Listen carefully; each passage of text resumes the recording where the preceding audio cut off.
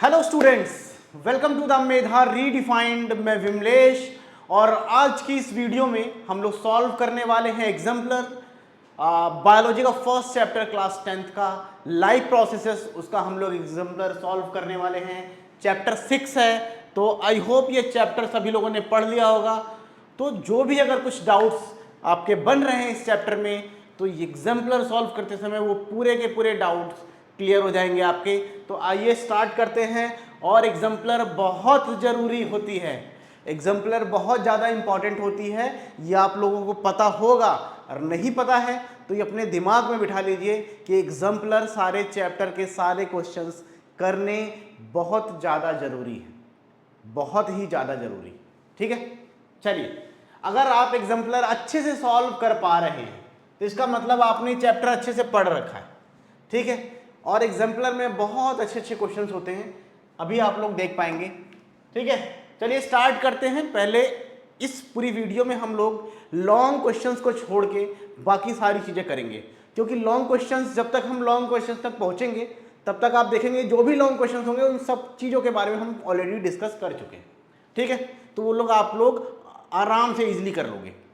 ठीक, चलिए first question है, देखिए, Which of the following statements about the autotrophs is incorrect? ठीक है, ऑटोट्रॉप्स के लिए कौन सा स्टेटमेंट इनकरेक्ट है?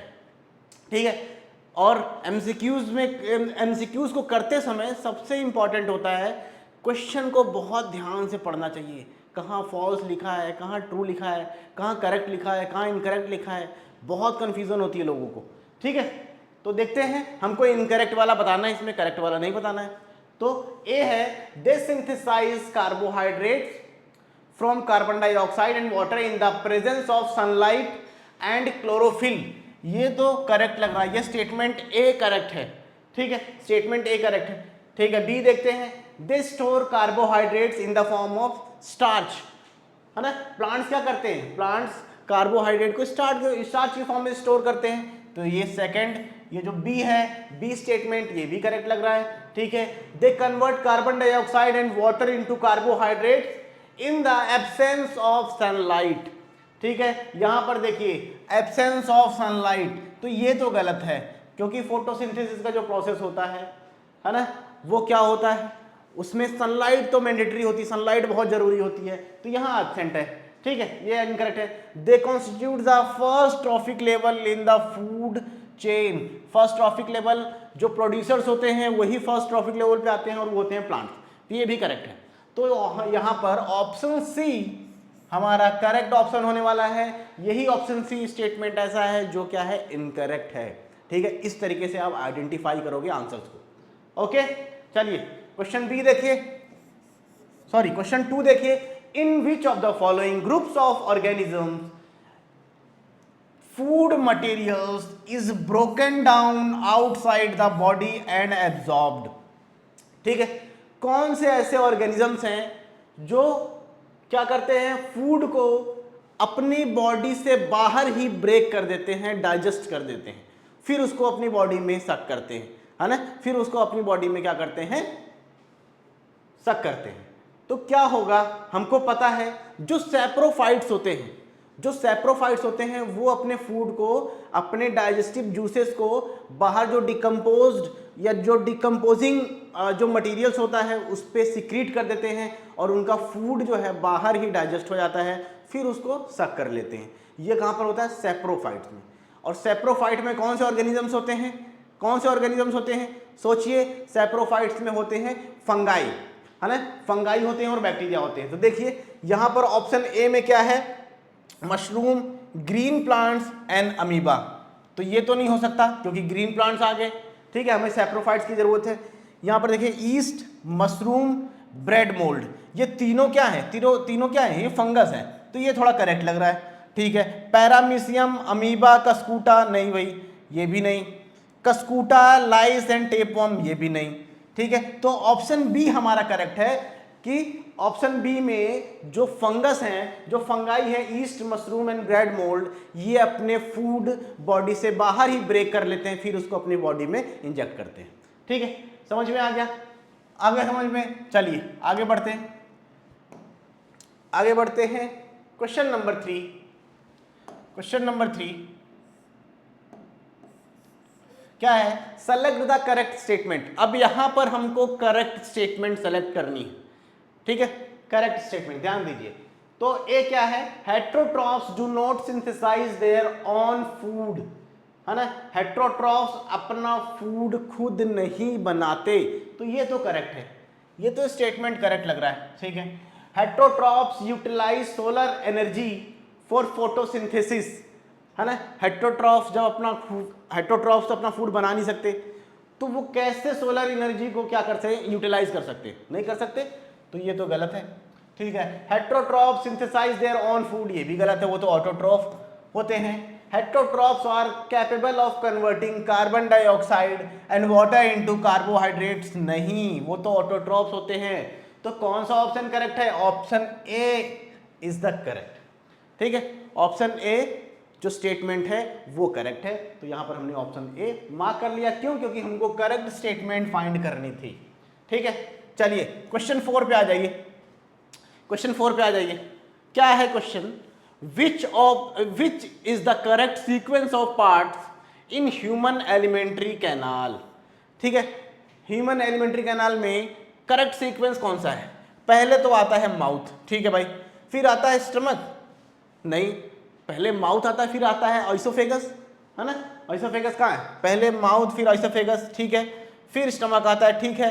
फिर लार्ज इंटेस्टाइन, स्टमक के बाद तो स्मॉल इंटेस्टाइन आती है, ये भी गलत हो गया, है ना? ये भी गलत हो गया, ये भी गलत हो गया। माउथ के बाद स्टमक आता है भाई, कहाँ माउथ के बाद स्टमक आता है? ये भी गलत है। एक लौता ऑप्शन बच गया। अब ना ऑप्शन के पास कोई चारा है, ना हमारे पास कोई चारा है ना? तो यही होगा, पहले क्या है? Mouth, oesophagus, stomach, small intestine, फिर लार्ज इंटेस्टाइन, ये करेक्ट है, तो ऑप्शन डी हमारा करेक्ट आंसर हो जाएगा, ठीक है? Option D is the correct sequence. Okay, समझ में आ रहा है? आ रहा है समझ में आ रहा है? अब ये सारी चीजें आप जब कर पाएंगे जब आपने एक एक टॉपिक को जो लाइव प्रोसेसेस चैप्टर में है अच्छे से पढ़ा होगा, ठीक है? ठीक, और बहुत इंपॉर्टेंट क्वेश्चंस होते हैं यहाँ से पेपर में, एग्जाम्पलर से पेपर में क्वेश्चंस आने के चांसेस काफ़ी होते हैं, इसीलिए हम ये मानते हैं कि एग्जाम्पलर बहुत ज़रूरी है, बहुत ज़रूरी है, ठीक है? इनको सॉल्व करना बहुत ज़रूरी होता है। चलिए क्वेश्चन फिफ्थ आ जाइए। फिफ्थ क्या है? If salivary amylase is lacking in the saliva, अगर सलाइवा के अंदर सलाइवरी एमाइलेज नहीं है, ठीक है, फिर क्या होगा? विच of the following events in the mouth cavity will be affected. Salivary amylase नहीं है सलाइवा में, तो माउथ में कौन सा इवेंट नहीं होगा? तो सबसे पहले हमको पता होना चाहिए सलाइवरी एमाइलेज का फंक्शन क्या होता है ना? सलाइवरी एमाइलेज का फंक्शन क्या होता है? वो कार्बोहाइड्रेट को डाइजेस्ट करना स्टार्ट कर देता है माउथ में, ठीक है? तो वही जो उसका फंक्शन है वही तो इफेक्ट होगा, ठीक? तो आइए देखते हैं, ढूंढते हैं। Protein breaking down into the amino acids, नहीं भाई। Starch breaking down into sugars, ये सही लग रहा है। Fats breaking down into fatty acids and glycerol, गलत है। एब्जॉर्प्शन ऑफ विटामिन्स, माउथ में कहाँ एब्जॉर्प्शन हो रहा है भाई? कुछ भी दे दोगे, ठीक है? ऑप्शन बी क्या है? स्टार्च का ब्रेकिंग डाउन होता है किसमें? सुगर्स में, तो ऑप्शन बी करेक्ट आंसर है क्वेश्चन 5 का, ठीक है? क्योंकि सलाइवरी अमाइलेज कार्बोहाइड्रेट को डाइजेस्ट करता है, तो स्टार्च क्या है? कार्बोहाइड्रेट, ठीक है? समझ में आ गया? चलिए भाई question 6, the inner lining of stomach is protected by one of the following from hydrochloric acid, ठीक है? जो स्टमक की इनर लाइनिंग होती है वो हाइड्रोक्लोरिक एसिड से बचने के लिए या बचाने के लिए, है ना, किसका सहारा लेती है? किसका सहारा लेती है? किससे बचती है? ठीक है, तो चूज द करेक्ट वन, ठीक है? क्या पेप्सिन उसे बचाता है? नहीं। म्यूकस बचाता है? ये लग रहा है। सलाइवरी अमाइलेज तो यहाँ पर होता ही नहीं भाई स्टमक में, बाइल भी स्टमक में नहीं होता, तो हमारे पास दो ही ऑप्शन है, इसमें से चुनना है। तो म्यूकस जो होता है स्टमक की इनर लाइनिंग को प्रोटेक्ट करता है फ्रॉम हाइड्रोक्लोरिक एसिड, ठीक है? तो म्यूकस हमारा ऑप्शन बी करेक्ट हो जाएगा, ठीक है?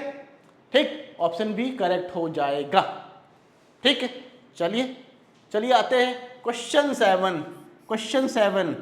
विच part of alimentary canal receives bile from the liver?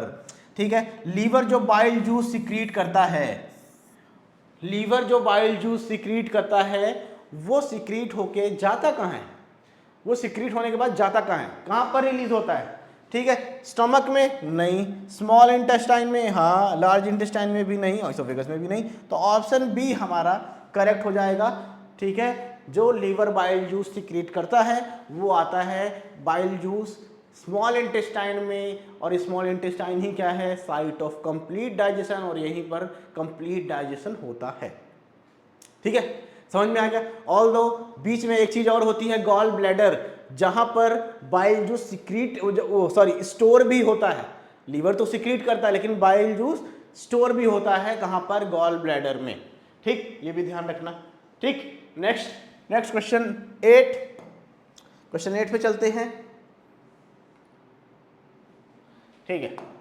क्या है question 8, a few drops of iodine, ठीक है, आयोडीन की कुछ बूंदे, क्यों हिल रहे हो भाई, आयोडीन की कुछ बूंदे, a few drops of iodine solution were added to rice water, ठीक है भाई, the solution turn blue black in colour, this indicates that rice water contains, ठीक है, ठीक। आयोडीन सॉल्यूशन की कुछ बूंदे राइस के वाटर में डाली जाती है, चावल पानी में चावल डाल दिया गया तो वो क्या है, राइस वाटर बन गया, तो उसमें आयोडीन की कुछ बूंदें डाली जाती हैं, और डालते ही देखा जाता है कि उसका जो कलर है वो कैसा हो जाता है, ब्लू ब्लैक कलर का हो जाता है। तो इसका मतलब क्या हुआ, आयोडीन से हम क्या चेक करते हैं, आयोडीन से हम प्रेजेंस ऑफ स्टार्च चेक करते हैं। स्टार्च अगर प्रेजेंट होता है जहाँ पर, अगर वहाँ आयोडीन डाल दीजिए तो वहाँ पर कैसा कलर हो जाएगा, ब्लू या ब्लैक कलर हो जाएगा, तो इसका मतलब उसमें स्टार्च प्रेजेंट है, ठीक है। तो हमको क्या पता चल रहा है ना, ब्लू ब्लैक कलर हो गया तो क्या पता चला, कम्प्लेक्स प्रोटीन है, नहीं भाई, सिंपल प्रोटीन है, नहीं, फैट है, नहीं, स्टार्च है, हाँ, starch, presence of starch indicate करता है जब हम आयोडीन को किसी भी सॉल्यूशन में डालते हैं जिसमें स्टार्च होता है तो कलर वहां पर ब्लू ब्लैक देखने को मिलता है, ठीक है। समझ में आ गया, चलिए बढ़िया बढ़िया है। क्वेश्चन 9 पे चलते हैं, in which part of the alimentary canal food is finally digested, ठीक है। एलिमेंट्री कैनाल में फूड फाइनली कहाँ डाइजेस्ट होता है, अभी जस्ट मैंने बताया था पिछले क्वेश्चन में, साइट ऑफ कंप्लीट डाइजेशन क्या होता है, कहां पर होता है, स्मॉल इंटेस्टाइन में, ठीक है। स्मॉल इंटेस्टाइन हमारा जो है वो है साइट ऑफ कंप्लीट डाइजेशन, तो यही हमारा आंसर हो जाएगा ऑप्शन डी, ठीक है। In which part of the alimentary canal food is finally digested, समझ में आ गया, आ गया। चलिए क्वेश्चन 10, क्वेश्चन 10 पे आ जाते हैं, choose the function of pancreatic juice from the following, pancreatic juice का फंक्शन हमको चूज करना है। पैनक्रियाटिक जूस, जो पैनक्रियाज जो भी जूसेस सिक्रीट करती है, जो एंजाइम सिक्रीट करती है, उनका फंक्शन क्या है वो हमको यहाँ से बताना है, ठीक है। चलिए भाई देख लेते हैं, ठीक है। ए है ट्रिप्सिन डाइजेस्ट प्रोटीन, ठीक है, तो सही लग रहा है, एंड लाइपेज कार्बोहाइड्रेट, ठीक। ये तो गलत है, ठीक है। लाइपेज कार्बोहाइड्रेट को डाइजेस्ट नहीं करता, लाइपेज करता है फैट को, ठीक है, तो ये गलत हो गया। ट्रिप्सिन डाइजेस्ट इमल्सिफाइड फैट, नहीं भाई, ट्रिप्सिन तो प्रोटीन को डाइजेस्ट करता है, trypsin and lipase digest fat, ये भी गलत है, ठीक है। ट्रिप्सिन डाइजेस्ट प्रोटीन, ठीक है भाई, लाइपेज इमल्सिफाइड फैट्स, और लाइपेज इमल्सिफाइड फैट को डाइजेस्ट करता है, तो ये करेक्ट है, option D, option D is the correct, ठीक है। ऑप्शन डी करेक्ट है कि ट्रिप्सिन जो है वो प्रोटीन को डाइजेस्ट करता है और लाइपेज जो है वो इमल्सिफाइड फैट्स को डाइजेस्ट करता है, ठीक है, ओके, समझ में आ गया। चलिए ठीक है, 3 पैनक्रियाटिस जूसेस जो सिक्रीट होते हैं उसमें 3 एंजाइम्स होते हैं, trypsin, lipase, amylase. Trypsin digest करता है प्रोटीन को, लाइपेज डाइजेस्ट करता है फैट को, और एमाइलेज डाइजेस्ट करता है कार्बोहाइड्रेट को, याद रखना। चलिए आगे बढ़ते हैं। क्वेश्चन 11,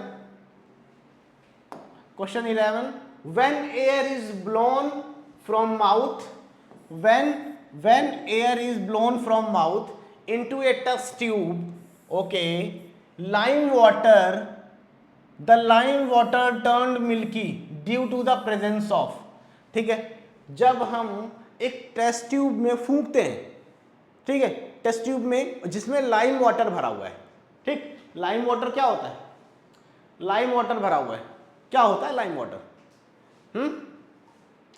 क्या होता है लाइम वाटर, लाइम वाटर तो यही होता है कैल्शियम हाइड्रोक्साइड, पढ़ा होगा आप लोगों ने केमिस्ट्री में, है ना, ठीक है। तो ऐसी टेस्ट ट्यूब में जिसमें लाइम वाटर प्रेजेंट है, उसमें जब हम फूंकते हैं तो लाइम वाटर जो होता है वो मिल्की हो जाता है, ठीक है, मिल्की मतलब दूध जैसे चीजें उस पर बनने लगती है, ठीक। ऐसा क्यों होता है, क्योंकि जब हम कार्बन डाइऑक्साइड को लाइम वाटर में पास करते हैं तो लाइम वाटर मिल्की में कन्वर्ट हो जाता है, दूध जैसा बनने लगता है। तो जब हमने हवा उसमें ब्लो की, हवा फूंकी, है ना, तो हमारे माउथ से जो एयर निकलती है, जो हम एक्सहेल करते हैं, उसमें क्या होता है, कार्बन डाइऑक्साइड होता है, ठीक है। और इसी वजह से जो ये है, क्या है ये, लाइम वाटर ये मिल्की हो जाता है, क्योंकि हमारे एयर में क्या होता है, कार्बन डाइऑक्साइड होता है, ठीक है। समझ में आ गया, आगे समझ में, चलिए आगे बढ़ते हैं, ठीक है भाई।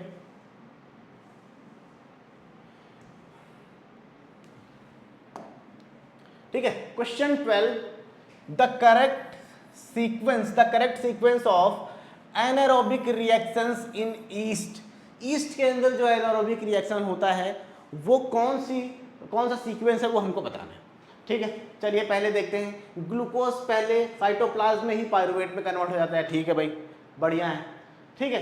फिर उसके बाद माइटोकॉन्ड्रिया में इथेनॉल बनता है क्या, माइटोकॉन्ड्रिया में तो कौन सा रेस्पिरेशन होता है, एरोबिक, तो ये तो गलत हो गया, ये गलत हो गया, ठीक है। दूसरा देखते हैं बी, ग्लूकोज साइटोप्लाज्म में पायरुवेट बन जाता है, फिर साइटोप्लाज्म में लैक्टिक एसिड है, ईस्ट के अंदर लैक्टिक एसिड नहीं बनता, ये हमारे मसल सेल्स के अंदर बनता है, ठीक, तो वो भी गया, ठीक है। सी देखते हैं, ग्लूकोज पहले पायरुवेट में कन्वर्ट होता है, फिर माइटोकॉन्ड्रिया में लैक्टिक एसिड, फिर माइटोकॉन्ड्रिया आ गया, कहाँ से माइटोकॉन्ड्रिया आ जा रहा भाई, ठीक है, ये भी गलत है। फिर तो ना इनके पास कोई चारा बचा ना हमारे पास, एक ही ऑप्शन बचा है, यही सही होगा, ठीक है। ग्लूकोज पहले कन्वर्ट होता है पायरुवेट में साइटोप्लाज्म में, फिर साइटोप्लाज्म के अंदर ही, ईस्ट के साइटोप्लाज्म के अंदर ही इथेनॉल और एंड कार्बन डाइऑक्साइड बनता है, तो ये करेक्ट है, ऑप्शन डी हमारा करेक्ट है, ठीक है। क्वेश्चन 12 का ऑप्शन डी, ओके, ठीक है। चलिए क्वेश्चन 13 पे आ जाते हैं, क्या है, विच of the following is the most appropriate for aerobic respiration, aerobic respiration के लिए कौन सा जो सीक्वेंस दिया हुआ है वो क्या है,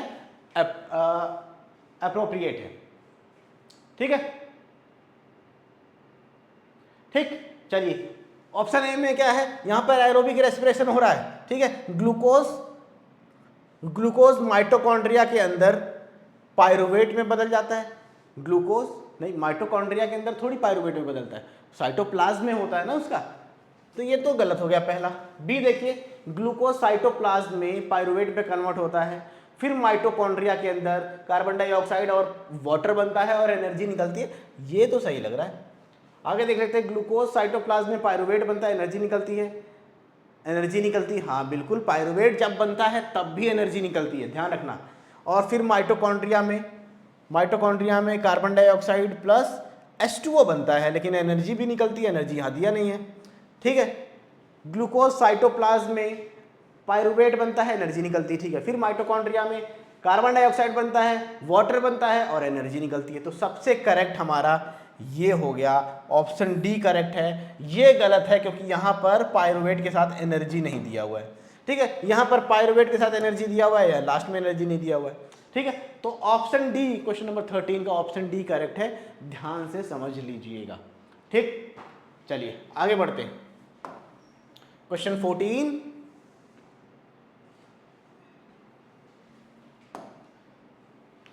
विच of the following statement are true about transpiration के लिए कौन कौन से स्टेटमेंट्स ट्रू हैं, ठीक है भाई, ठीक।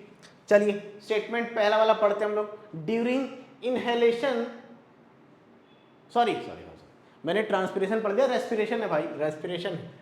हाँ सर को चश्मे की जरूरत है? अभी नहीं भाई, अभी नहीं दिखता है, ठीक है।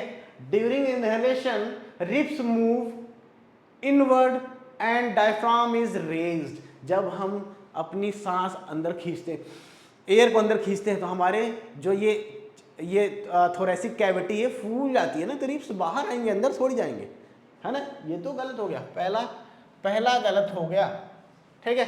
चलो भाई दूसरा, in the alveoli exchange of gases takes place, oxygen from alveolar diffuses into blood and carbon dioxide from blood into alveolar air, ठीक है। ये तो करेक्ट लग रहा है। इसमें क्या बोला जा रहा है कि भाई एल्वेलाई जो होता है वहीं पर गैसियस एक्सचेंज होता है, वहाँ पर ब्लड में से कार्बन डाइऑक्साइड निकल के कहाँ जाते हैं, एल्वेलाई में चले जाते हैं, और ऑक्सीजन एल्वेलाई से निकल के ब्लड में चले जाते हैं, ये बोल रहा है, तो ये करेक्ट लग रहा है, ठीक है।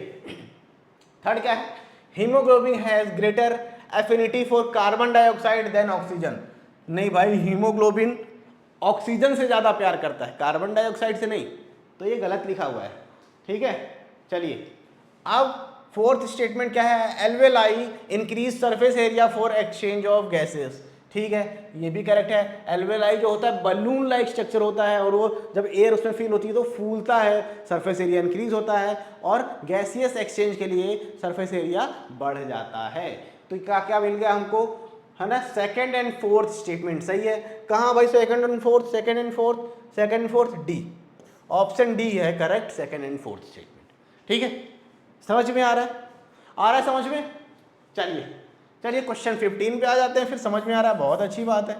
Which is the correct sequence of air passes during inhalation, ठीक है। इनहेलेशन में जब हम सांस अंदर खींचते हैं, ठीक है, तो कौन सा सीक्वेंस है, नॉस्ट्रिल्स से होते हुए लैरिंग्स में जाता है, फिर फेरिंग्स में जाता है, ना भाई ना लैरिंग्स पहले कहाँ आ गया, नहीं, नेजल पासेज, ट्रैकिया, फिर फेरिंग्स, ट्रैकिया तो बहुत बाद में होता है, ट्रैकिया भी यहाँ पर आ गया, इसकी सीक्वेंसिंग गलत हो गई, ठीक है।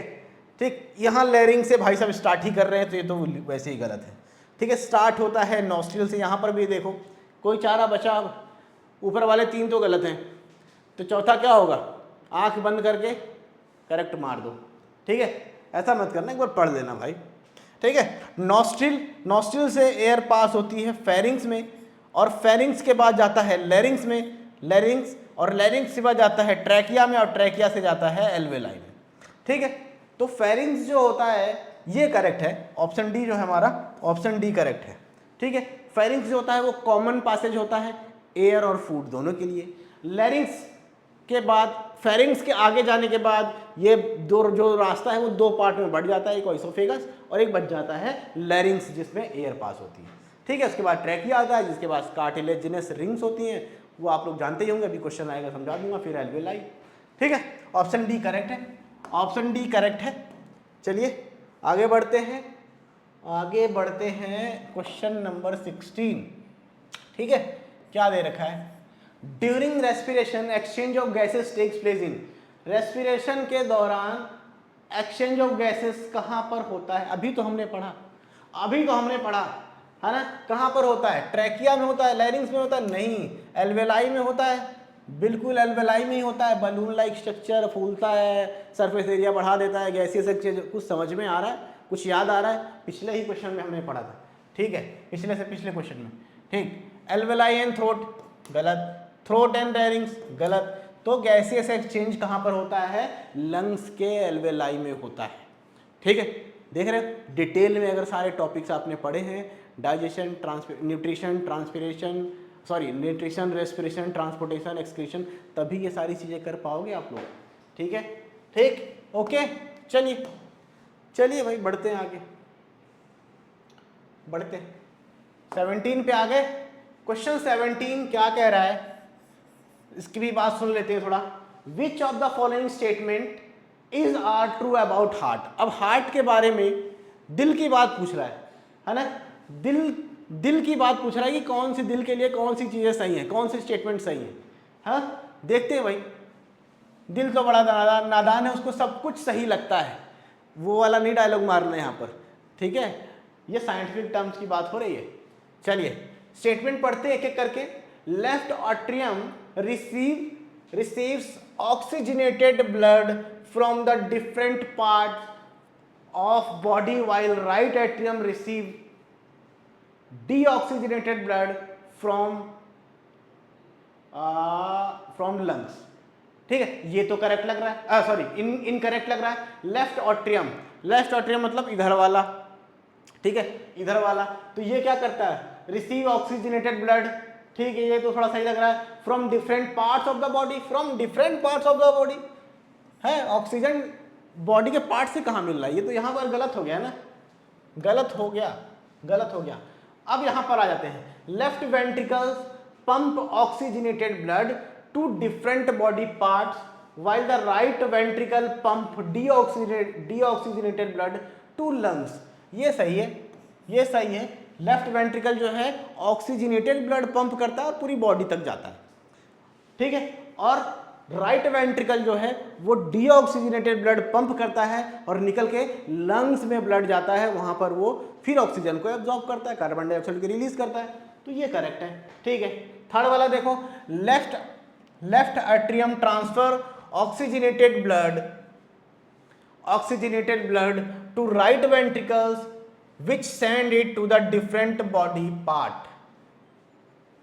ठीक है, एक बार और पढ़ लेते हैं। Left atrium transfer oxygenated blood to right ventricles, है ना। लेफ्ट ऑट्रियम राइट वेंट्रिकल में कहाँ ट्रांसफर कर रहा है भाई, है ना, ये तो गलत हो गया, ठीक है। फोर्थ देखिए, right atrium receives deoxygenated blood from different body parts, different parts of the body through the vena कावा।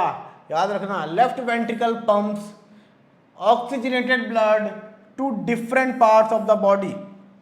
तो फोर्थ भी करेक्ट है, तो सेकंड और फोर्थ ऑप्शन करेक्ट है, ठीक है। ये दिल की बात जितना इजी नहीं है, बहुत ध्यान से अगर आपने चैप्टर पढ़ा है तो ही इस क्वेश्चन का जवाब दे पाओगे अच्छे से, ठीक है, ध्यान रखना।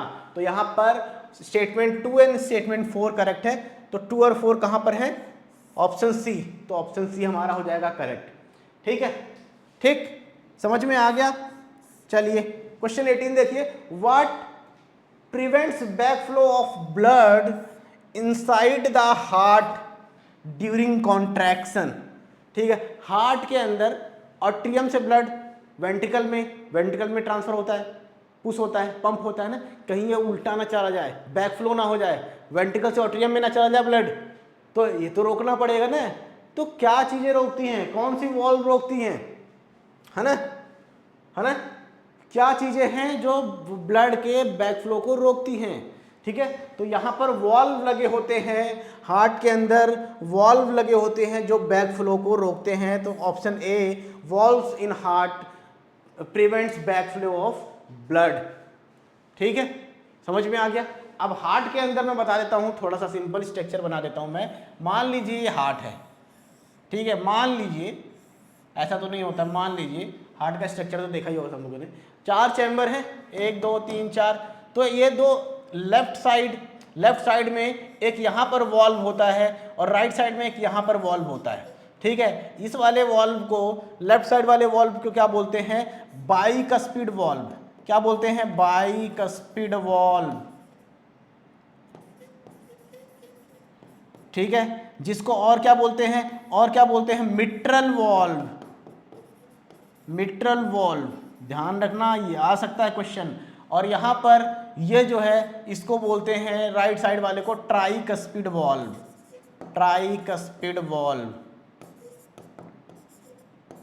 ठीक है, याद रखना ये बातें, ठीक, समझ में आ गया 18। आगे बढ़े, चलिए आगे बढ़ते हैं, क्वेश्चन 19, ठीक है, ठीक। Single circulation blood flows through the heart only once during one cycle of passage, ठीक है। हार्ट की एक साइकिल में ब्लड सिर्फ हार्ट से एक बार जब पास होता है तो उसको बोलते हैं सिंगल सर्कुलेशन, ठीक है। Through the body cycle of the passes through the body is exhibited by. तो सिंगल सर्कुलेशन कौन लोग दिखाते हैं, यहाँ पर कुछ प्राणियों के नाम लिखे गए हैं, ठीक है ना। तो कौन लोग ऐसे हैं जो सिंगल सर्कुलेशन शो करते हैं, ठीक है। तो मैं पहले ही ये बात बता देना चाहता हूँ, जो फिशेस होती हैं, मछलियाँ, उनके पास जो हार्ट होते हैं, वो होते हैं 2 चैम्बर्ड हार्ट, ठीक है। और उन्हीं के अंदर सिंगल मतलब कंप्लीट सिंगल सर्कुलेशन होता है। ऑक्सीजनेटेड और डीऑक्सीजनेटेड ब्लड मिक्स होते हैं आपस में, ठीक है। तो जिस ऑप्शन में सिर्फ और सिर्फ मछलियाँ होंगी वही ऑप्शन हमारा करेक्ट होगा। मछलियाँ होंगी या मतलब कंप्लीटली पानी में रहते होंगे, ठीक है, ठीक। तो ये ऑप्शन ए देखिए, लेबियो कैमेलियन है ना। कैमेलियन तो क्या है, सैलामेंडर, ये सब क्या एम्फीबियंस है, तो ये तो नहीं हो सकता है ना। हिप्पोकैम्पस, एक्सोसिटस, एनाबास, ये तीनों जो है पानी में रहने वाले मछलियां हैं, ठीक है, ये तो करेक्ट लग रहा है। हाइलाराना ड्रैको, ये भी नहीं होंगे। यहाँ पर डॉल्फिन है, टर्टल है, तो ये भी नहीं होंगे। तो ऑप्शन बी जो है हमारा करेक्ट है। यहीं पर ये तीनों क्या है, मछलियां हैं, और यही सिंगल सर्कुलेशन शो करती हैं, याद रखना, ठीक है। क्वेश्चन 20 पे आ जाइए। In which of the following vertebrate मतलब जिसके पास बैकबोन होती है उनको क्या बोलते हैं, vertebrate. Heart does not pump oxygenated blood to different parts of the body, है ना। किस वर्टिब्रेट्स में हार्ट जो है oxygenated blood different body parts तक पंप नहीं करता, ठीक है, नहीं करता, ठीक। देखते हैं पाइसेस एंड एम्फीबियंस, ठीक है। एम्फीबियंस के पास ये तो पार्शियल सेपरेशन होता है यहाँ पर ब्लड का ऑक्सीजनेटेड और डीऑक्सीजनेटेड का, तो ये तो नहीं होगा, ठीक है। एम्फीबियंस यहाँ पर भी आ गया, रेप्टाइल्स ये भी नहीं होगा, एम्फीबियंस भी नहीं होगा। सिर्फ और सिर्फ पाइसेस, जो मछलियाँ हैं वो ऑक्सीजनेटेड ब्लड नहीं पंप करती, क्योंकि ऑक्सीजनेटेड और डीऑक्सीजनेटेड ब्लड एक ही में मिक्स होता है, 2 चैम्बर्ड हार्ट होता है, ठीक है, समझ में आ गया। तो यहाँ पर जो फिशेस हैं वो क्या होती हैं, वो मिक्स ब्लड को बॉडी पार्ट्स तक पहुँचाती है, जिसमें ऑक्सीजन और कार्बन डाइऑक्साइड दोनों होते हैं, ठीक, समझ में आ गया। चलिए नेक्स्ट क्वेश्चन पे चलते हैं। Next question 21, choose the correct statement that describe arteries, ठीक है। इनमें से आर्टरीज को कौन डिस्क्राइब कर रहा है। आर्टरीज के बारे में जानते हैं, arteries, veins, pulmonary arteries, pulmonary veins, सारी चीजें पता है ना, ठीक है, पता होंगी तभी ये क्वेश्चंस कर पाएंगे आप लोग, ठीक है। चलिए, दे हैव, आर्टरीज के बारे में पूछ रहा है, तो ऑप्शन ए क्या, they have thick elastic walls, ठीक है भाई, थिक होती हैं। Blood flows under high pressure, ये भी करेक्ट है। Collect blood from different organ and bring it to back to the heart, ये गलत हो गया। अच्छा जा रहा था लेकिन बीच में ये रास्ता भटक गया, ये वाला ऑप्शन, ठीक है, तो ये तो गलत हो गया। दे हैव थिन वॉल्स नहीं होती हैं, यहीं पर ऑप्शन का काम खत्म कर देते हैं। दे हैव थिक इलास्टिक वॉल्स, ठीक है भाई। Blood flows under low pressure, low pressure नहीं है। आर्टरीज के अंदर जो ब्लड आता है, हार्ट उसको पंप करता है तो हाई प्रेशर से आता है, ठीक है। तो ऑप्शन डी यहाँ पर देखिए, यहाँ पर भी कोई चारा नहीं बचा, ऑप्शन डी हमारा करेक्ट हो जाएगा। पहले मैं इसको करेक्ट मार्क कर लेता हूँ, फिर हम लोग पढ़ते हैं। दे have thick elastic walls, correct है। विदाउट वॉल्व नहीं होते इसके अंदर, वॉल्व होते हैं वेन्स के अंदर, ठीक है। Blood flows under high pressure, बहुत अच्छी बात है। Carry blood away from the heart to different parts of the body, तो ये हो गया हमारा करेक्ट 21 का, ऑप्शन डी करेक्ट है। चलिए आगे बढ़ते हैं, आगे बढ़ जाते हैं भाई, ठीक है। क्वेश्चन 22, ये तो 1 लाइनर है, बहुत इजी है, ये भी अगर बताना पड़े तो बेकार है फिर। The filtration unit of kidneys are called, filtration unit क्या है, नेफ्रॉन भाई, नेफ्रॉन, ये रहा ऑप्शन डी, करेक्ट हो गया भाई। आगे चलते हैं 23 पे। Oxygen liberated during photosynthesis comes from, जो ऑक्सीजन फोटोसिंथेसिस के दौरान प्लांट रिलीज करता है वो मिलता कहाँ से भाई, ऑक्सीजन। वाटर टूटता है किसमें, हाइड्रोजन और ऑक्सीजन में, है। तो ऑक्सीजन कहाँ से मिला? वाटर से। ठीक है, ऑक्सीजन कहाँ से मिला? वाटर से। तो यहाँ पर कहाँ है वाटर? ऑप्शन ए करेक्ट है, ये मार्क कर दिया हमने। ठीक है, ठीक। फोटोसिंथेसिस में जो ऑक्सीजन निकलती है वो कहाँ से मिलती है प्लांट को? वाटर से। ठीक, 24 पे आ जाते हैं। The blood leaving the tissues become richer in, ठीक है, the blood leaving the tissues become richer in carbon dioxide. जो ब्लड टिश्यूज को छोड़ता है, टिश्यूज से हार्ट की तरफ वापस आता है, ठीक है, उसके अंदर क्या होता है भाई? उसके अंदर तो कार्बन डाइऑक्साइड ही होगा, क्योंकि सारे जो सेल्स हैं ऑक्सीजन एब्जॉर्ब कर लेते हैं और कार्बन डाइऑक्साइड रिलीज कर देते हैं ब्लड में। तो जो ब्लड जो टिश्यूज या ऑर्गन से हार्ट की तरफ आता है उसमें कार्बन डाइऑक्साइड प्रेजेंस होता है ज़्यादा अमाउंट में। ठीक है ना, समझ में आ गया? आ गया। चलिए आगे बढ़ते हैं भाई, आगे बढ़ते हैं 25 पे आ जाते हैं। विच of the following is an incorrect statement. देखो भाई साहब फिर ये इनकरेक्ट लेके आ गए, इनकरेक्ट पूछ रहे हैं, ये ध्यान रखना। चलो अभी हमको यहाँ सच का सामना नहीं करना है, यहाँ झूठ का सामना करना है, सच को तो छोड़ देना है। ठीक, चलिए। ऑर्गेनिजम्स ग्रो विद टाइम है, ये तो करेक्ट है भाई। ठीक है, ये स्टेटमेंट करेक्ट है, लेकिन हमको इसकी जरूरत नहीं है। ठीक है, organisms must repair and maintain their structure, ये भी करेक्ट है भाई। कंटिन्यूसली स्ट्रक्चर्स को मेंटेन और करने की जरूरत होती है। ठीक, ठीक है। ऑप्शन सी पे आ जाते हैं। Movement of molecule does not takes place among cells. ठीक है, सेल्स के बिटवीन में कोई मॉलिक्यूल्स का मटेरियल से एक्सचेंज नहीं होता क्या? हाँ, होगा नहीं तो कैसे काम चलेगा? हाँ, ये तो गलत लग रहा है। होता है भाई, होता है। Energy is essential for life processes, ये भी सही है। तो एक ही ऑप्शन इनकरेक्ट है, कौन सा? सी। तो स्टेटमेंट जो है हमारी सी या ऑप्शन सी करेक्ट आंसर होगा, क्योंकि हमको इनकरेक्ट ढूंढना था भाई। ठीक है, 26 पे आ जाते हैं। चलिए, द इंटरनल और cellular energy reserve in autotrophs is, autotrophs के अंदर जो एनर्जी रिजर्व होती है वो किस फॉर्म में होती है? रिजर्व फूड मटेरियल, स्टार्च होता है प्लांट में, है ना, स्टार्च होता है, ऑप्शन सी करेक्ट है। ठीक है, एनिमल्स में होता है ग्लाइकोजन, रिजर्व फूड मटेरियल, याद रखना। ठीक, चलिए चलिए क्वेश्चन 27 पे। विच of the following equation is the summary of photosynthesis, है ना, कौन सी इक्वेशन फोटोसिंथेसिस को रिप्रेजेंट करती है? ठीक, ठीक है, कार्बन डाइऑक्साइड 6 है, 12 वाटर है, और इसमें सनलाइट क्लोरोफिल कुछ दिया नहीं है, तो ये तो हम इसको गलत मान लेते हैं। ठीक है भाई, ठीक। यहाँ पर 6 कार्बन है और वाटर एक ही है, तो ये बैलेंस्ड नहीं है, ये भी गलत हो गया। ठीक है, 6 कार्बन डाइऑक्साइड, यहाँ कार्बन नहीं कार्बन डाइऑक्साइड है, मैंने शॉर्ट में बोला था। ठीक है, कार्बन डाइऑक्साइड 12 है, वाटर क्लोरोफिल और सनलाइट की प्रेजेंस में बनता है ग्लूकोज, निकलती है ऑक्सीजन और निकलता है वाटर। ये करेक्ट लग रहा है, ये तो मुझे करेक्ट लग रहा है थोड़ा। ठीक है, और चलते हैं, कार्बन डाइऑक्साइड है, 12 वाटर है, क्लोरोफिल सनलाइट, बनता है ग्लूकोज, निकलता है क्या? Carbon dioxide. कार्बन डाइऑक्साइड कहाँ निकलता है भाई, है ना, गलत हो गया। तो ऑप्शन सी जो है हमारा करेक्ट है। ऑप्शन सी जो स्टेटमेंट है ये करेक्ट है, बैलेंस्ड केमिकल इक्वेशन है, किसकी? फोटोसिंथेसिस की। याद रखना, कई बार लिख के प्रैक्टिस कर लेना, पता होना चाहिए भाई सबको।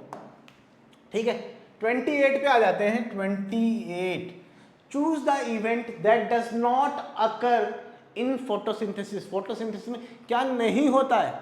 जो होता है उसको भूल जाओ, क्या नहीं होता है वो ध्यान रखना है, यहाँ पर वही आइडेंटिफाई करना है। तो क्या नहीं होता? Absorption of light energy by chlorophyll, ये तो होता है। Reduction of carbon dioxide to carbohydrates, ये भी होता है। Oxidation of carbon to carbon dioxide, ये तो नहीं होता भाई।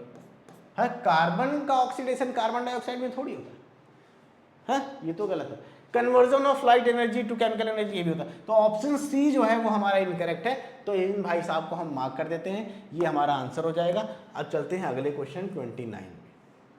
ठीक है, अगला क्वेश्चन 29 है।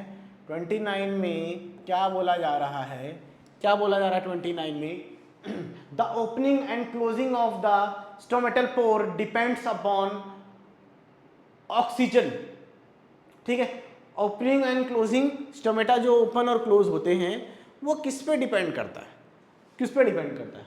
ठीक है, तो वो डिपेंड करता है गार्ड सेल पे, और गार्ड सेल जो ओपन और क्लोज होती हैं वो डिपेंड करता है वाटर पे। ठीक है, वो डिपेंड करता है किस पे, वाटर पे। ठीक, ओके, चलिए आगे बढ़ जाते हैं। Question number 30, choose the forms in which most plants absorb nitrogen. ठीक है, प्लांट्स जो नाइट्रोजन एब्जॉर्ब करते हैं वो किस फॉर्म में एब्जॉर्ब करते हैं, वो हमको चूज करना है। तो आके देख लेते हैं, प्रोटीन्स के फॉर्म में नहीं भाई, नाइट्रेट्स एंड नाइट्राइट्स के फॉर्म में और यूरिया के फॉर्म में प्लांट जो है नाइट्रोजन एब्जॉर्ब करते हैं, क्योंकि यूरिया गांव में जब नाइट्रोजन एज ए खाद जब डाली जाती है, फर्टिलाइजर जब डाला जाता है तो वो यूरिया के फॉर्म में होती है। ठीक है, एटमॉस्फेरिक नाइट्रोजन तो ले ही नहीं सकता भाई प्लांट। ठीक है, तो सेकंड एंड थर्ड करेक्ट है, second and third, second and third कहाँ गया भाई, कहाँ गया, कहाँ गया, ये रहा option B, second and third correct है। ठीक है, 31 पे आ जाते हैं। 31 दिख रहा है, बिल्कुल दिख रहा है। Which is the first enzyme to mix with food in the digestive tract. ठीक है, कौन सा फर्स्ट एंजाइम है जो फूड में सबसे पहले मिक्स होता है? हाँ बताइए कौन सा है? एमाइलेज। कौन सा है? एमाइलेज। एमाइलेज जो है सलाइवरी एमाइलेज, जो सलाइवा में होता है, सबसे पहला एंजाइम है जो फूड से मिक्स होता है। ठीक है ना, समझ में आ गया। चलो आगे बढ़ते हैं, आगे बढ़ते हैं, जल्दी से आगे बढ़ते हैं। ठीक है, ठीक। क्वेश्चन 32 देखिए।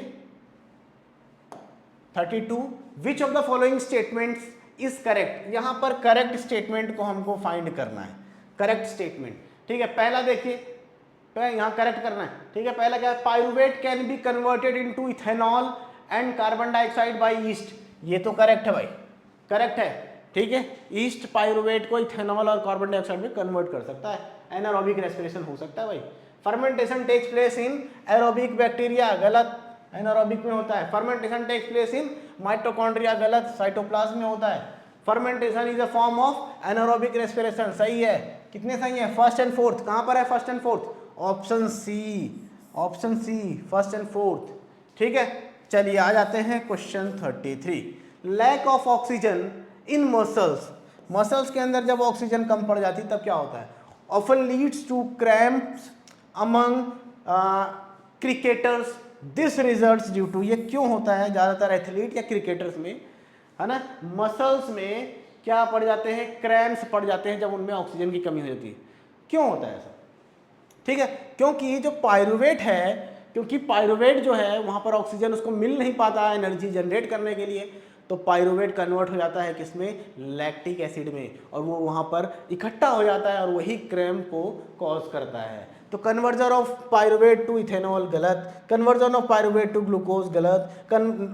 Non conversion of glucose to pyruvate, गलत। Conversion of pyruvate to lactic acid, सही। तो ऑप्शन डी जो है हमारा करेक्ट हो जाएगा बिना किसी शक के।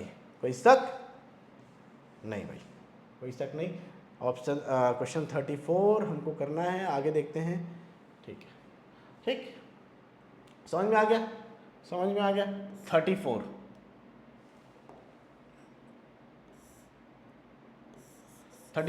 Choose the correct path of urine in our body. Urine का करेक्ट पाथ क्या है? यूरिन बनता है किडनी में, हाँ भाई ठीक है। फिर यूरेटर के थ्रू आता है यूरेथ्रा में, नहीं ये तो यूरिनरी ब्लैडर में आता है, तो गलत है। किडनी में बनता है, फिर उसके बाद यूरिनरी ब्लैडर में कैसे आ जाएगा? गलत है।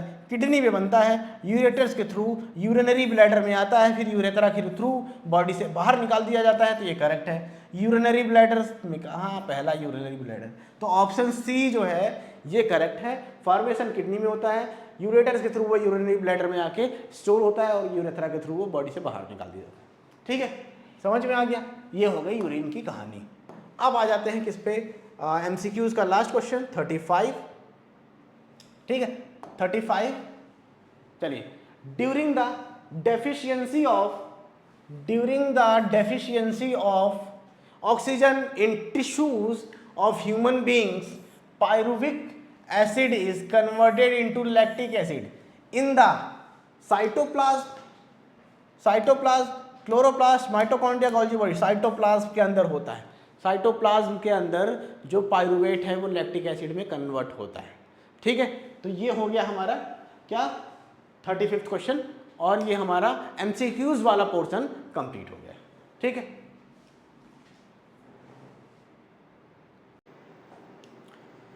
चलिए अब हम लोग आ गए हैं शॉर्ट आंसर टाइप क्वेश्चंस पे।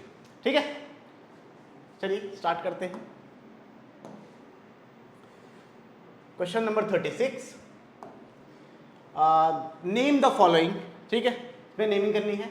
द प्रोसेस इन प्लांट्स, ए है the process in plants that links light energy with chemical energy. ठीक है, कौन सी प्रोसेस ऐसी है जो प्लांट में होती है जो लाइट एनर्जी और केमिकल एनर्जी से लिंक होती है? कौन सी होती है भाई, कौन सी होती है? तो ये होती है फोटोसिंथेसिस। किसमें होता है ये? फोटोसिंथेसिस। ठीक है, वहीं पर तो लाइट एनर्जी केमिकल एनर्जी में कन्वर्ट होती है ना। चलो आ जाते हैं बी पे। क्या है ये? Organism that can prepare their own food, जो अपना खाना खुद बना सकते हैं, तो उनको क्या बोला जाता है? उन ऑर्गेनिजम्स को क्या बोला जाता है? ऑटोट्रॉफ्स। ठीक है, चलिए सी क्या है? The cell organelle where photosynthesis occurs. Photosynthesis कहाँ पर होती है? कौन से सेल ऑर्गेनल्स में होती है? तो ये होती है क्लोरोप्लास्ट में, जहाँ पर क्लोरोफिल पिगमेंट प्रेजेंट होता है वहीं पर फोटोसिंथेसिस होती है। उस ऑर्गेनल का नाम है क्लोरोप्लास्ट। ओके, चलिए नेक्स्ट डी पे आ जाते हैं। Cells that surrounds a stomatal pore. Stomata के पोर के सराउंडिंग में कौन सी सेल्स होती हैं जो उसके ओपनिंग और क्लोजिंग को रेगुलेट करती हैं? तो ये होता है क्या? ये होता है गार्ड सेल। गार्ड सेल्स होते हैं स्टोमेटा के सराउंडिंग में। ठीक है, ठीक, चलिए ई पे आ जाते हैं। ई क्या है? Organisms that can not prepare their own food. तो जो कर सकते हैं अपने फूड का फॉर्मेशन उनको बोलते हैं ऑटोट्रॉप्स, जो नहीं कर सकते उनको बोलते हैं हेट्रोट्रॉप्स, है ना। क्या बोला जाता है? हेट्रोट्रॉप्स।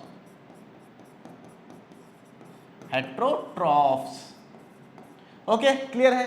इजी है, मुझे तो लगता है ये वाला क्वेश्चन इजी है। 36। ठीक है, last, an enzyme secreted from gastric glands in stomach that act on protein. तो कौन सा एंजाइम है जो स्टमक की गैस्ट्रिक ग्लैंड सिक्रीट करती हैं और वो जाके प्रोटीन से रिएक्ट होता है, प्रोटीन को डाइजेस्ट करता है या ब्रेक करता है? कौन सा एंजाइम है? कौन सा है भाई? पेप्सिन। कौन सा है? पेप्सिन। ठीक, समझ में आ गया? ये बहुत इजी क्वेश्चन था। अगर आप लोगों ने अच्छे से चैप्टर पढ़ा है तो ये आपको समझ में आ रहा होगा। आ जाते हैं नेक्स्ट क्वेश्चन 37 पे। क्या है 37? क्या है भाई? All plants give out oxygen during day. सारे प्लांट्स दिन के टाइम ऑक्सीजन देते हैं। ठीक है भाई, अच्छी बात है, सही है। कार्बन डाइऑक्साइड ड्यूरिंग नाइट, और रात में क्या करते हैं? कार्बन डाइऑक्साइड देते हैं। ठीक, do you agree with this statement? क्या इस स्टेटमेंट से एग्री हो? स्टेटमेंट से क्या आप लोग एग्री हो? क्या बोल रहे हैं ये कि जो प्लांट हैं दिन के टाइम वो ऑक्सीजन देते हैं, ठीक है, और रात के टाइम वो कार्बन डाइऑक्साइड देते हैं। ठीक है, क्या कार्बन डाइऑक्साइड प्लांट सिर्फ रात के टाइम सिक्रीट करता है, दिन में नहीं सिक्रीट करता? कार्बन डाइऑक्साइड कब सिक्रीट करता है? जब वो रेस्पिरेशन करता है। तो रेस्पिरेशन क्या सिर्फ प्लांट रात में ही करता है, दिन में नहीं करता? दिन में भी तो एनर्जी की जरूरत होती है, दिन में भी कर सकता है ना। तो ये स्टेटमेंट क्या है? ये रॉन्ग है। कार्बन डाइऑक्साइड प्लांट रात में भी सिक्रीट कर सकता है और दिन में भी सिक्रीट करता है, क्योंकि रेस्पिरेशन जो है दिन और रात दोनों टाइम में होते हैं। ठीक है, ठीक। और फोटोसिंथेसिस क्योंकि सिर्फ दिन में होती है जब सनलाइट प्रेजेंट होता है, इसीलिए ऑक्सीजन दिन में सिक्रीट होता है। ठीक है, समझ में आ गया? आ गया, चलिए आ गया तो आगे चलते हैं 38 पे। How do the guard cells regulate opening and closing of stomatal pores. ठीक है, गार्ड सेल कैसे स्टोमेटल पोर को खोलते और बंद करते हैं, कैसे रेगुलेट करते हैं। ठीक है, कैसे करते हैं? तो ये होता है किसके थ्रू? ऑस्मोटिक प्रेशर के थ्रू होता है। किसके थ्रू? Osmotic pressure. होता क्या है, होता क्या है, जब गार्ड सेल्स के अंदर क्या हो जाता है, एंड ऑस्मोसिस हो जाती है, पानी गार्ड सेल्स के अंदर भर जाता है, ऑस्मोटिक प्रेशर क्रिएट होता है, पानी गार्ड सेल्स के अंदर भर जाता है, जिसको एंड ऑस्मोसिस बोलते हैं। ठीक है, तो गार्ड सेल्स फूल जाते हैं, फूल जाते हैं तो उनके बीच का जो पोर है वो ओपन हो जाता है। ठीक, अब जब पानी गार्ड सेल से निकल जाता है, एक्स ऑस्मोसिस हो जाती है, दूसरे सेल्स में चला जाता है निकल के, तो गार्ड सेल्स पिचक जाती हैं और स्टोमेटल पोर बंद हो जाते हैं। तो ये सारा खेल हो रहा है किसकी वजह से? ये हो रहा है मूवमेंट ऑफ वाटर की वजह से, मूवमेंट ऑफ वाटर की वजह से हो रहा है। और ये होता क्यों है? क्योंकि ऑस्मोटिक प्रेशर क्रिएट होता है, उसकी वजह से होता है। ठीक है, और इस पूरे प्रोसेस को क्या बोलते हैं? ऑस्मोसिस का प्रोसेस बोलते हैं, जब वाटर एक जगह से दूसरी जगह जाता है on the basis of concentration. ठीक है, समझ में आ गया?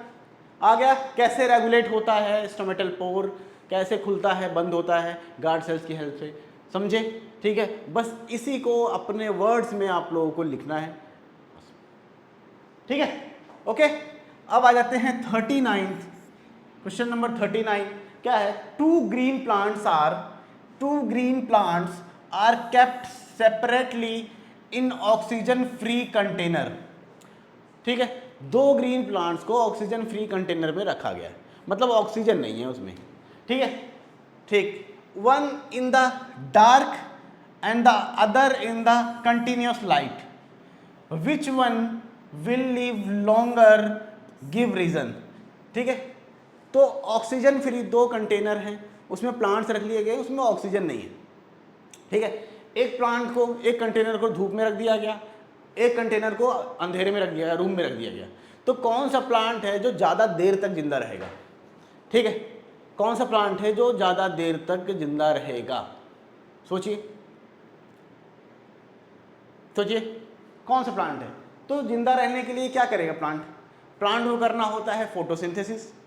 ठीक है, फोटोसिंथेसिस करना होता है, तो ऑक्सीजन नहीं है लेकिन कार्बन डाइऑक्साइड तो है उसके अंदर, कार्बन डाइऑक्साइड है। ठीक है, क्योंकि वो ऑक्सीजन फ्री कंटेनर है।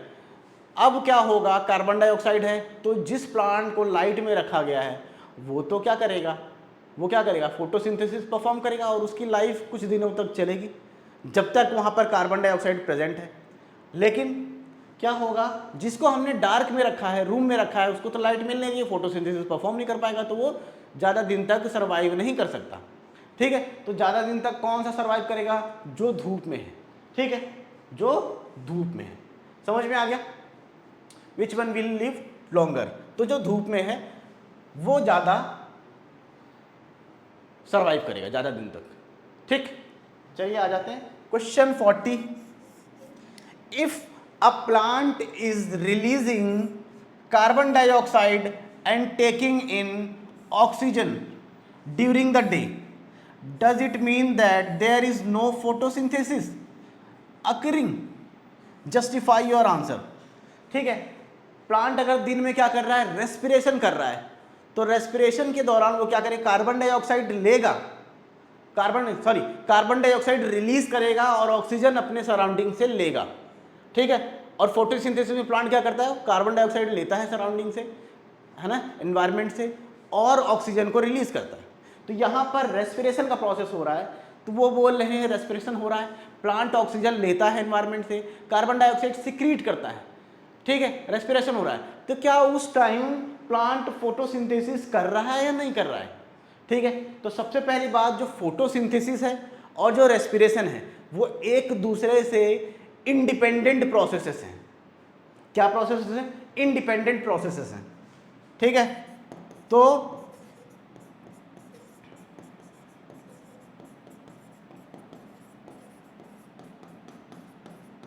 ठीक है, तो किसी एक प्रोसेस के बेस पे हम ये नहीं कह सकते कि दूसरी वाली प्रोसेस हो रही है कि नहीं हो रही है। फोटोसिंथेसिस को देख के हम ये नहीं बता सकते कि रेस्पिरेशन हो रहा है कि नहीं हो रहा, या रेस्पिरेशन को देख के हम ये नहीं बता सकते कि फोटोसिंथेसिस हो रही है या नहीं हो रही है, ठीक है।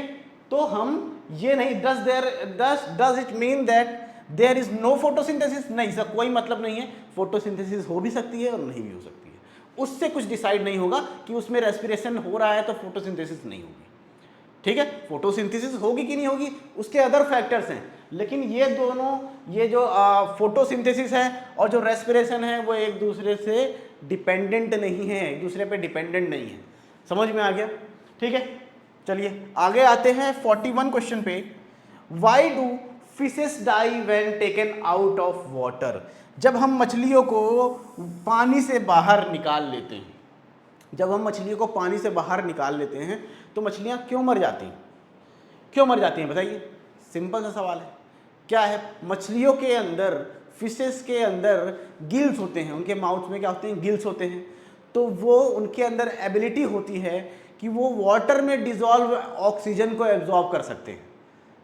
वाटर में जो घुली हुई ऑक्सीजन है उसको अपने गिल्स की हेल्प से वो एब्जॉर्ब कर सकते हैं।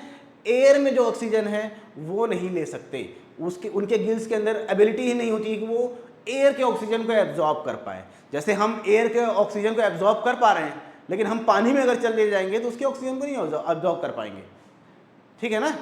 तो गिल्स के अंदर एबिलिटी नहीं होती कि एयर के अंदर से ऑक्सीजन को एब्जॉर्ब कर पाएँ, इसीलिए मछलियों को जब हम बाहर निकालते हैं तो वो सांस नहीं, उनको ऑक्सीजन नहीं मिलता और वो मर जाती है, ठीक है।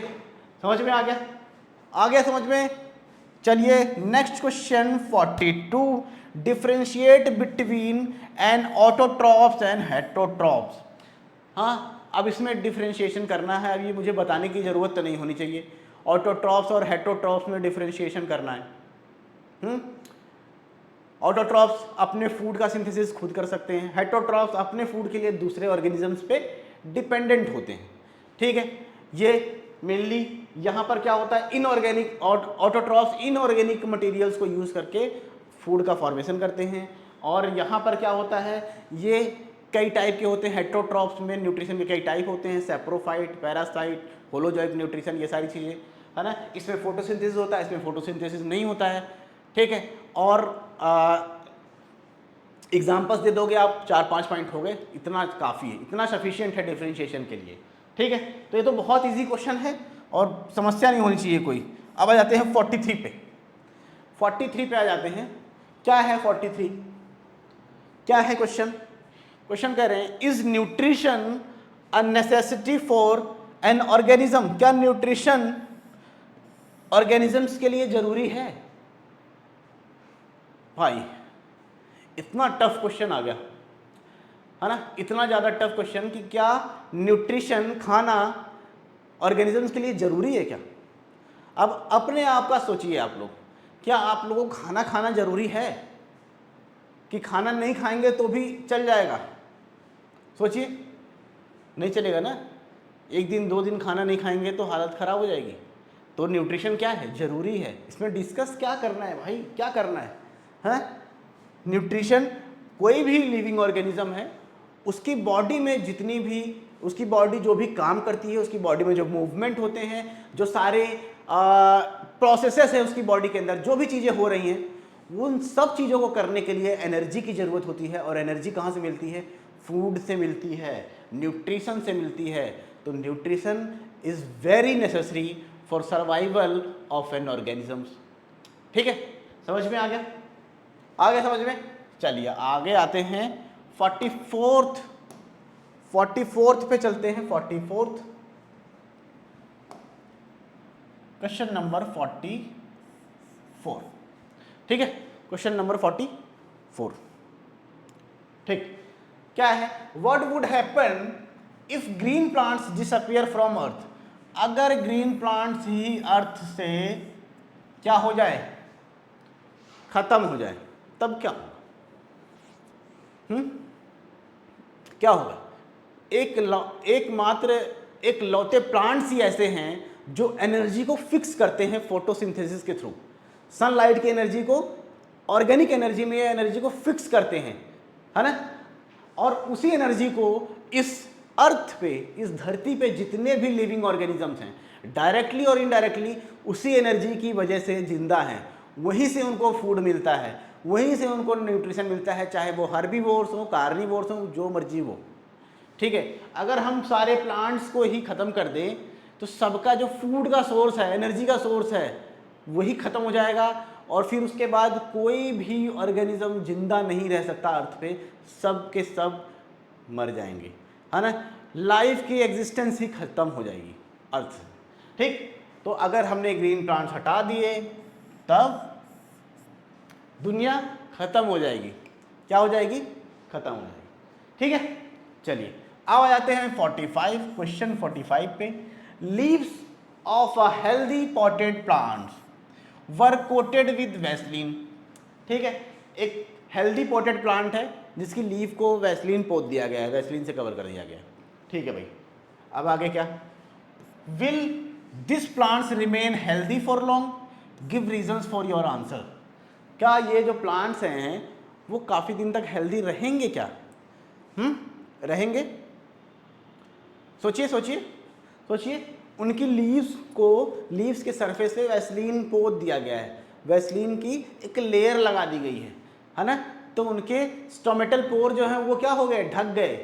तो ना गैसियस एक्सचेंज हो पाएगा, ना ट्रांसपिरेशन हो पाएगा, ना फोटोसिंथेसिस हो पाएगी, ना रेस्पिरेशन हो पाएगा, क्योंकि हर चीज़ में गैसियस एक्सचेंज जरूरी होता है ना।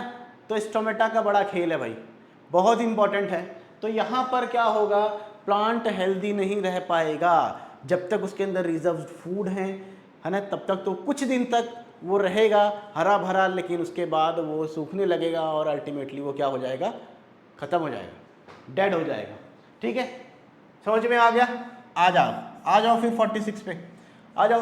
How does aerobic respiration differ from anaerobic respiration? Aerobic respiration और एनारोबिक रेस्पिरेशन में डिफरेंस क्या है ना। ऑक्सीजन की प्रेजेंस में होता है ना। ऑक्सीजन की प्रेजेंस में होता है, ऑक्सीजन की एब्सेंस में होता है ये रेस्पिरेशन। इसीलिए इसको एनारोबिक रेस्पिरेशन, इसको एरोबिक रेस्पिरेशन बोला जाता है, ठीक है। ठीक, इसमें जो एंड पॉइंट बनता है एरोबिक रेस्पिरेशन में, वो क्या बनता है? कार्बन डाइऑक्साइड प्लस H2O और निकलती है क्या? एनर्जी, ठीक है। लेकिन इसमें क्या बनता है एंड प्रोडक्ट? या तो बनेगा एथिल अल्कोहल,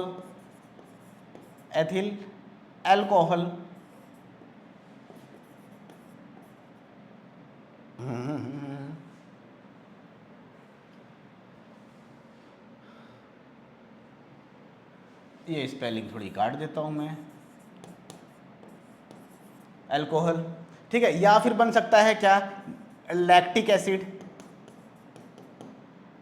एसिड बन सकता है ना। यहाँ पर क्या होती है? ज़्यादा एनर्जी रिलीज होती है, मोर एनर्जी, है ना। एरोबिक रेस्पिरेशन में ज़्यादा एनर्जी रिलीज होती है, इसके कंपैरिजन में यहाँ क्या? यहाँ लेस एनर्जी रिलीज होती है। और ये जो होता है, ये होता है माइटोकॉन्ड्रिया में। एरोबिक रेस्पिरेशन कहाँ होता है? माइटोकॉन्ड्रिया में, है ना। और एनारोबिक रेस्पिरेशन कहाँ होता है? ये होता है साइटोप्लाज्म में होता है, ठीक है। समझ में आ रहा है? स्पेलिंग अगर नहीं दिख रही है ना, अगर स्पेलिंग में कोई प्रॉब्लम है तो मैं साथ के साथ बोल रहा हूँ, तो वहाँ से आप लोग लिख सकते हैं, ठीक है। मुझे लगता नहीं कोई प्रॉब्लम है, ओके। तो इस तरीके से आप डिफरेंशिएट कर सकते हो aerobic respiration and anaerobic respiration. अब हम लोग आगे बढ़ जाते हैं क्वेश्चन नंबर 47 पे, ठीक है। क्वेश्चन नंबर 47 पे आ जाते हैं, ठीक है। ठीक, अब यहाँ क्या करना है? Match the words of column A with that of column B.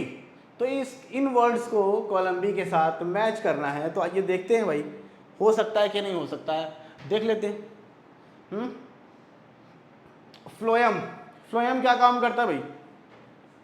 Translocation of food, phloem food को ट्रांसपोर्ट करता है, तो ट्रांसलोकेशन ऑफ फूड हो जाएगा। नेफ्रॉन क्या करता है?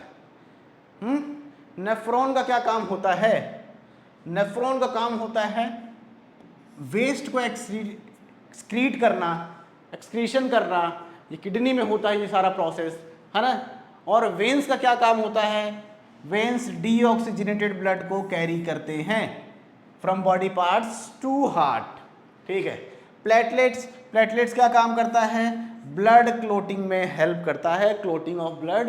कहीं चोट लग जाती है तो ब्लड क्लोटिंग के वजह से वो चोट से जो खून निकलता है वो बंद हो जाता है। अगर ब्लड क्लोटिंग ना हो तो कंटिन्यूसली खून बाहर निकलता रहेगा, ठीक है। ठीक, तो बहुत इजी था, बहुत इजी था। अब आ जाते हैं 48 में।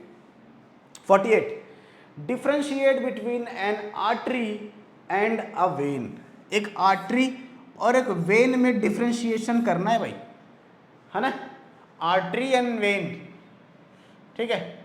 तो यहां पर मैं लिख देता हूं आर्टरी और मैं लिख देता हूं यहां पर वेन, ठीक है। शॉर्ट में मैं लिखूंगा, शॉर्ट में लिखूंगा। डिफ्रेंशिएशन करना है ना, तो आर्टरी क्या है? ये कैरी करता है oxygenated blood, oxygenated blood, oxygenated blood carry करता है आर्टरी। और वेन क्या करता है? Deoxygenated blood, deoxygenated blood carry करता है, ठीक है भाई। दूसरा डिफरेंस क्या हो जाएगा, है ना। आर्टरीज क्या होते हैं? थिक वॉल्ड होते हैं, थिक वॉल्ड। आर्टरीज की जो वॉल होती है वो थिक वॉल होती है, और जो वेन्स होते हैं वो थिन वॉल्ड होते हैं, पतले वॉल्ड वाले, पतले वॉल वाले, ठीक है। ठीक, और क्या हो जाएगा? यहाँ पर वॉल्व, वेन्स के अंदर बैक फ्लो रोकने के लिए वॉल्व प्रेजेंट होते हैं, और यहाँ पर वॉल्व प्रेजेंट होते हैं, और यहाँ पर वॉल्व नहीं होते, नो वॉल्व, ठीक है। समझ में आ गया? 3 डिफरेंस हो गए। और हम बता सकते हैं डिफरेंस क्या हो सकता है, और क्या डिफरेंस हो सकता है कि इसके अंदर ब्लड, आर्टरीज के अंदर ब्लड हाई प्रेशर से फ्लो होता है, हाई प्रेशर के साथ, है ना, हाई प्रेशर के साथ। और यहाँ पर क्या होता है? लो प्रेशर होता है, लो प्रेशर, ठीक है। आई थिंक इतना काफ़ी होगा, इतना काफ़ी हो। 4 पॉइंट मेन बता दिए मैंने, ठीक है। ठीक, समझ में आ गया? आ गया ना? चलिए आ जाइए, आ गया तो 49th पे आ जाते हैं।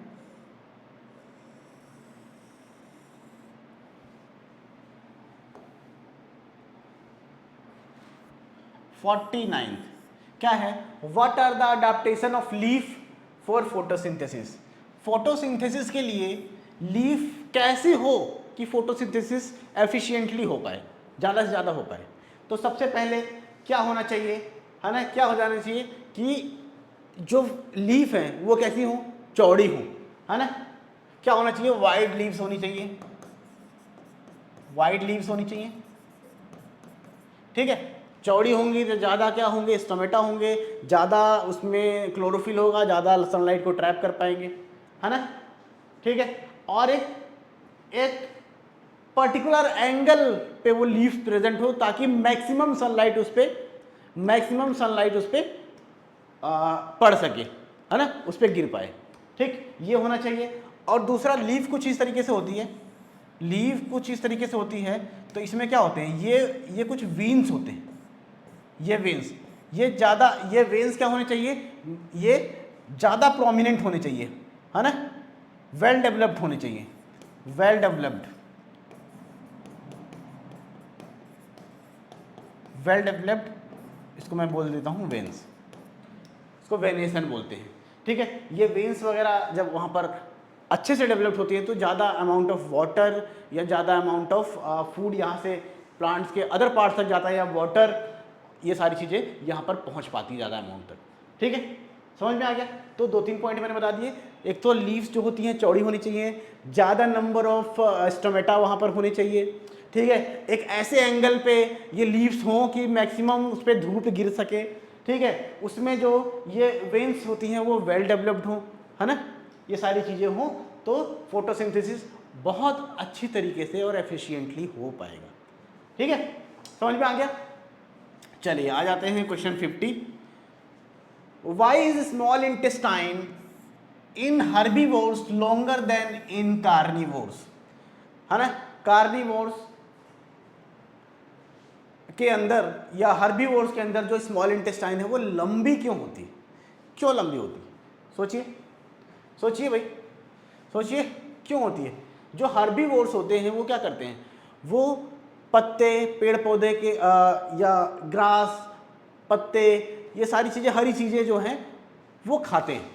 और उन सारे प्लांट्स पार्ट्स में क्या प्रेजेंट होता है, आउटर कवरिंग पे सेलुलोज प्रेजेंट होती है और उसको डाइजेस्ट करने में बहुत टाइम लगता है।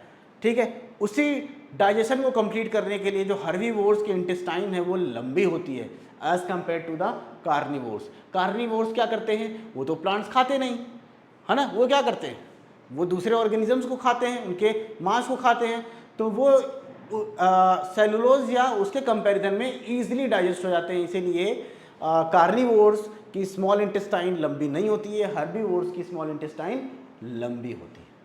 समझ में आ गया, आगे समझ में, ठीक है। चलिए आ जाते हैं 51 पे। What will happen if mucus is not secreted by the gastric glands. Stomach के अंदर जो गैस्ट्रिक ग्लैंड्स हैं, अगर वो म्यूकस सिक्रीट ना करें तब क्या होगा, क्या होगा। म्यूकस बेसिकली क्या करता है, म्यूकस स्टमक की इनर लाइनिंग को बचाता है। किससे बचाता है, किससे बचाता है, हाँ, हाइड्रोक्लोरिक एसिड जो होता है उससे स्टमक की इनर लाइनिंग को म्यूकस बचाता है ना। यही उसका इंपॉर्टेंस है। अगर म्यूकस सिक्रीट ना हो तो इनर लाइनिंग क्या हो जाएगी, जल सकती है, डिस्ट्रॉय हो सकती है हाइड्रोक्लोरिक एसिड की वजह से। ठीक है, समझ में आ गया, आ गया समझ में, तो आ गया तो आ जाओ 52 पे। क्या है, what is the significance of emulsification of fat. Emulsification of fat क्या होता है भाई, क्या होता है, conversion of large fat globules into small fat globules और molecules with the help of bile juice is called the emulsification। तो emulsification होता क्या है, जब हम बड़े बड़े फैट ग्लोब्यूल्स, हम नहीं, जो हमारा बाइल जूस है, बड़े बड़े फैट ग्लोब्यूल्स को छोटे छोटे फैट ग्लोब्यूल्स में तोड़ देता है ताकि उनका डाइजेशन ईजिली हो पाए, है ना, उनका डाइजेशन ईजिली हो पाए। ये बड़े बड़े फैट ग्लोब्यूल्स, ये इनको तोड़ के जो बाइल है, बाइल जूस है, वो क्या कर देता है, छोटे छोटे फैट ग्लोब्यूल्स में कन्वर्ट कर देता है ताकि इनका डाइजेशन ईजिली हो पाए, इन छोटे छोटे फैट ग्लोब्यूल्स का डाइजेशन ईजिली हो पाए, है ना। और यहाँ पर देखिए ये बड़े बड़े ग्लोब्यूल्स का डाइजेशन ईजिली नहीं हो पाता और ये टूटने के बाद सरफेस एरिया भी बढ़ जाता है ना, जो एंजाइम्स के कांटेक्ट में आते हैं और जल्दी इनका डाइजेशन हो पाता है। समझ में आया। तो क्या सिग्निफिकेंस है इमल्सिफिकेशन ऑफ फैट्स का, इमल्सिफिकेशन ऑफ फैट से फैट के लार्ज ग्लोब्यूल्स छोटे छोटे ग्लोब्यूल्स में टूट जाते हैं ताकि उनका ईजिली और एफिशिएंटली डाइजेशन हो पाए। ठीक, ओके, चलिए चलिए आ जाते हैं 53, क्वेश्चन 53 पे आ जाएं।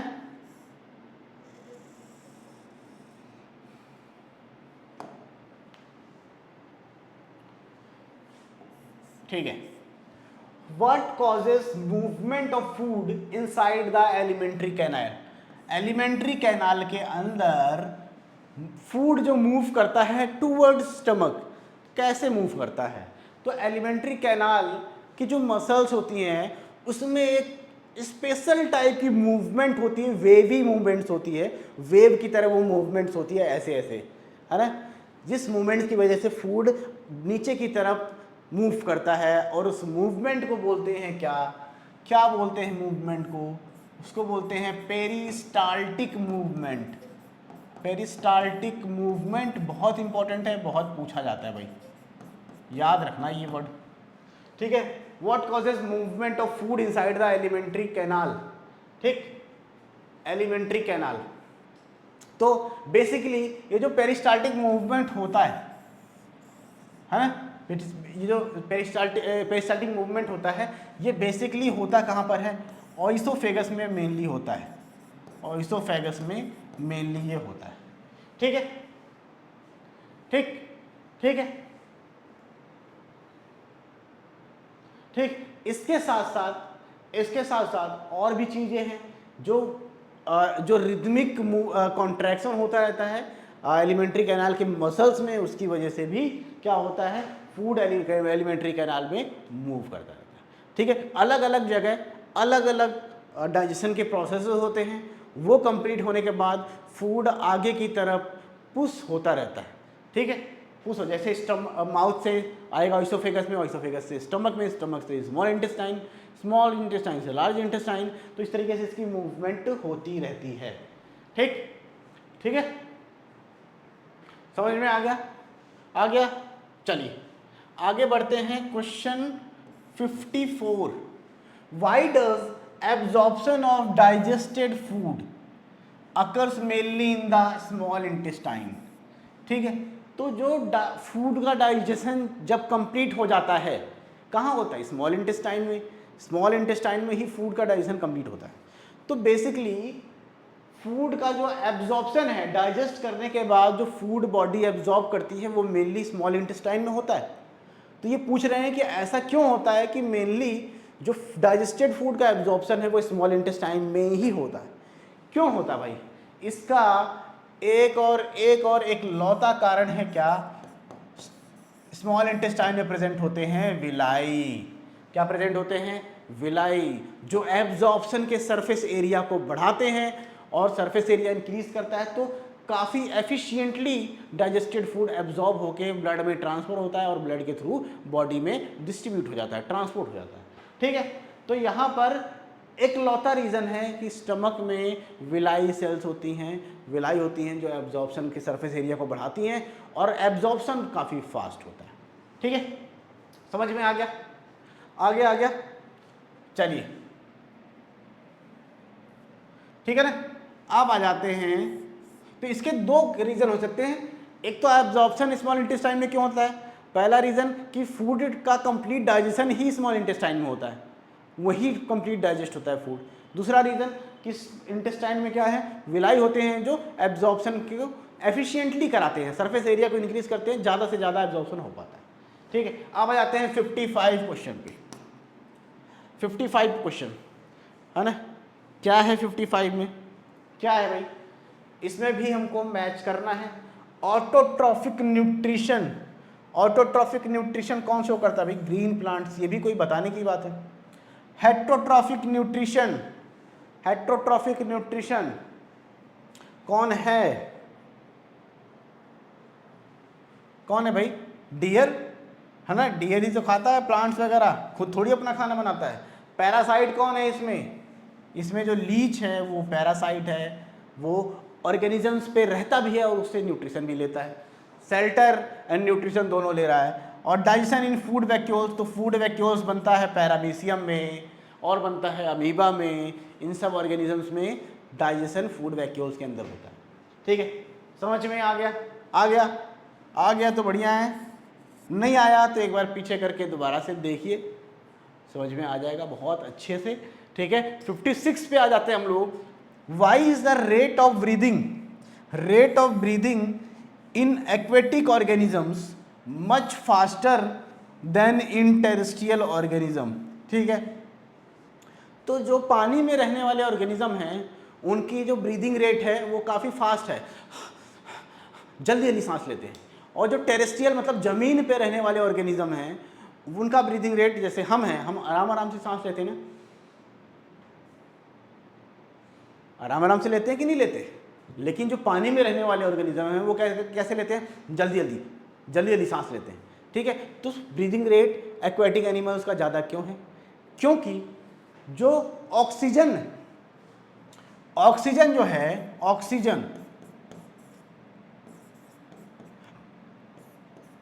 एयर के अंदर तो बहुत ज़्यादा है, एयर के अंदर क्या है, बहुत ज़्यादा है, ऑक्सीजन एयर के अंदर बहुत ज़्यादा है।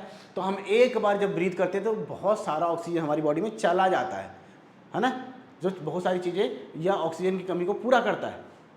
एक बार में बहुत ज़्यादा ऑक्सीजन हमारी बॉडी में चला जा रहा है, लेकिन जब वाटर की बात होती है तो वाटर में ऑक्सीजन का जो अमाउंट है as compare to the air, वो क्या होता है, बहुत कम होता है। क्या होता है, वेरी लेस, वेरी लेस। तो इसीलिए एक्वेटिक एनिमल्स को ऑक्सीजन ज़्यादा से ज़्यादा एब्जॉर्ब करने के लिए जल्दी जल्दी ब्रीथ करना पड़ता है, ताकि ज़्यादा से ज़्यादा ऑक्सीजन एब्जॉर्ब कर पाएँ, है ना। तो इसीलिए क्या होता है, एक्वेटिक एनिमल्स का ब्रीदिंग रेट फास्ट होता है।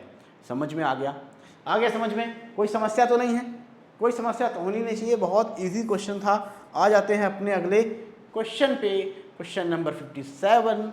क्या बोल रहे हैं ये, why is blood circulation, blood circulation जो है in human heart called double circulation. ठीक है, ठीक ठीक है। ह्यूमन हार्ट में जो ब्लड का सर्कुलेशन हो रहा है उसको डबल सर्कुलेशन क्यों बोला जाता है?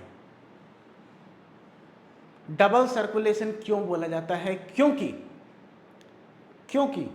जो ह्यूमन हार्ट है उसके अंदर 1 कार्डियक साइकिल में ब्लड 2 बार हार्ट से पास होता है।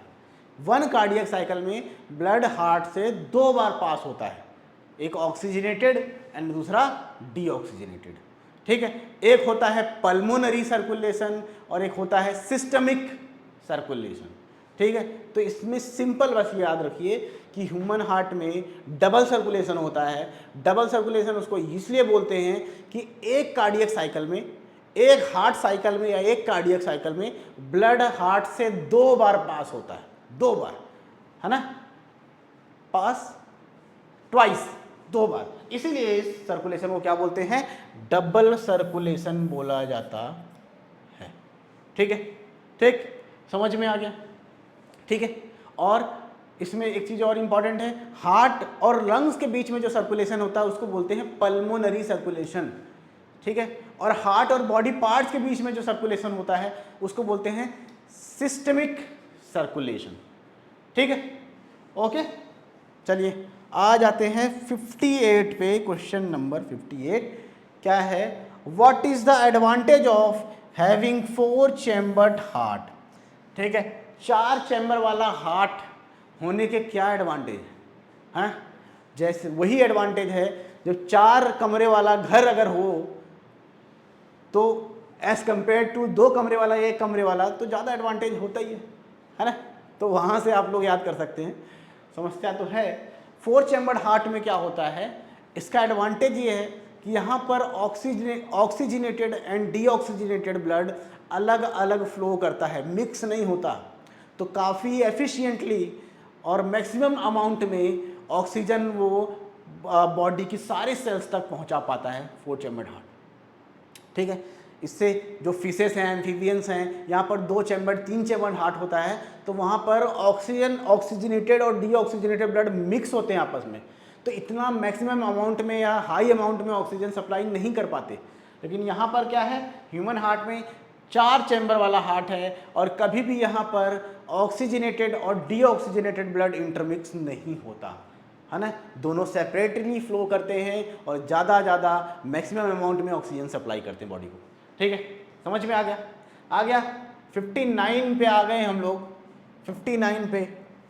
ठीक है,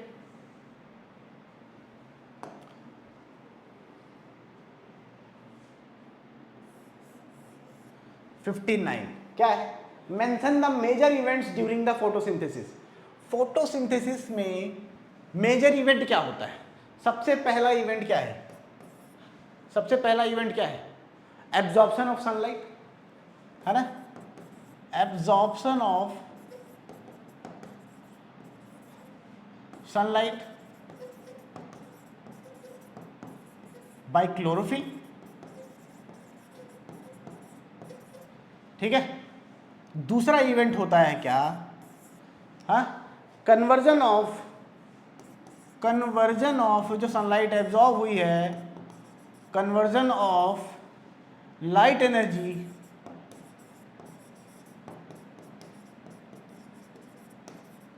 into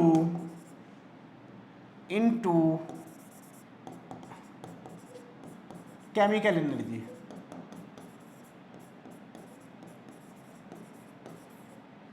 and splitting of water, और वाटर उस एनर्जी की हेल्प से टूट जाता है ऑक्सीजन और हाइड्रोजन में, ठीक है। और तीसरा होता है रिडक्शन ऑफ कार्बन डाइऑक्साइड, और यहीं पर बनता है क्या, glucose. Reduction of carbon dioxide to form क्या, ग्लूकोज, या क्या बोलते हैं, कार्बोहाइड्रेट्स। ये मेजर स्टेप्स हैं जो फोटोसिंथेसिस में होते हैं। बुक में आपके बहुत अच्छे से दिया हुआ है, ठीक है, पढ़ा है आप लोगों ने तो याद होगा। समझ में आ गया, आ गया समझ में। चलिए आ जाते हैं question number 60। In each of the following situations what happens to the rate of photosynthesis. Photosynthesis, photosynthesis के रेट पे क्या फर्क पड़ता है। क्लाउडी डेज, अगर बारिश का मौसम है तो क्या होगा, क्या होगा, फोटोसिंथेसिस। धूप नहीं है ज़्यादा तो क्या होगा, फोटोसिंथेसिस डिक्रीज हो जाएगा ना भाई। लाइट सफिशिएंट अमाउंट में नहीं मिल रही है, डिक्रीज हो जाएगा। No rainfall in the area, no rainfall in the area, rainfall नहीं हो रही है, रेनफॉल नहीं हो रही है ना। तो रेनफॉल नहीं हो रही है, रेनफॉल कब होती है, जब क्लाउडी होता है ना, मतलब तेज जो बारिश होती है धूप में तो होती नहीं है, बादल जब छाते हैं तो धूप चली जाती है ना। तो यहाँ पर रेनफॉल नहीं हो रही है, तो इसका मतलब क्लियरली नहीं है कि धूप है या बादल छाए हुए हैं, ये तो सिर्फ बता रहा है रेनफॉल नहीं हो रही है ना, है ना। रेनफॉल नहीं हो रही तो इसका मतलब ये नहीं मान सकते कि धूप है, हो सकता है छाया हो, क्लाउडी हो, है ना। तो यहाँ पर तो हम नहीं बता सकते, यहाँ पर हम नहीं बता सकते रेनफॉल नहीं हो रही है, इतनी इन्फॉर्मेशन सफिशिएंट नहीं है ये बताने के लिए कि फोटोसिंथेसिस हो रही है कि नहीं हो रही है। हो सकता है बादल छाए हो, छाया हो, धूप ना हो, तो कैसे फोटोसिंथेसिस होगी, ठीक है। और हो सकता है धूप हो तो होगी, दोनों हो सकते हैं, ठीक है। सी देखिए, good manuring in the area, हम क्या कर रहे हैं, उस जहाँ पर वो प्लांट है ज़्यादा मैन्योर ज़्यादा प्रेजेंट है ना। तो मैन्योर क्या करता है, मैन्योर सॉइल को क्या करता है, फर्टाइल बना देता है, न्यूट्रिएंट्स ज़्यादा वहाँ से एब्जॉर्ब होते हैं, सॉइल की वाटर होल्डिंग कैपेसिटी को बढ़ा देता है मैन्योर, ठीक है। ये सारी चीज़ें क्या करती हैं, फोटोसिंथेसिस में हेल्प करती हैं, है ना। तो यहाँ पर फोटोसिंथेसिस क्या होगा, इंक्रीज होगा, है ना, इंक्रीज होगा इनडायरेक्टली। इससे हम ये समझ सकते हैं मैन्योर क्या करता है, वाटर होल्डिंग कैपेसिटी बढ़ा देता है ना। तो मतलब वहाँ पर वाटर का रिटेंशन या वाटर ज़्यादा वहाँ पर प्रेजेंट होगा तो वो ईजिली प्लांट उसको एब्जॉर्ब कर सकता है, और प्लांट एब्जॉर्ब करेगा तो वो वाटर कहाँ यूज़ होता है, फोटोसिंथेसिस में यूज़ होता है। समझ में आ गया, ठीक है।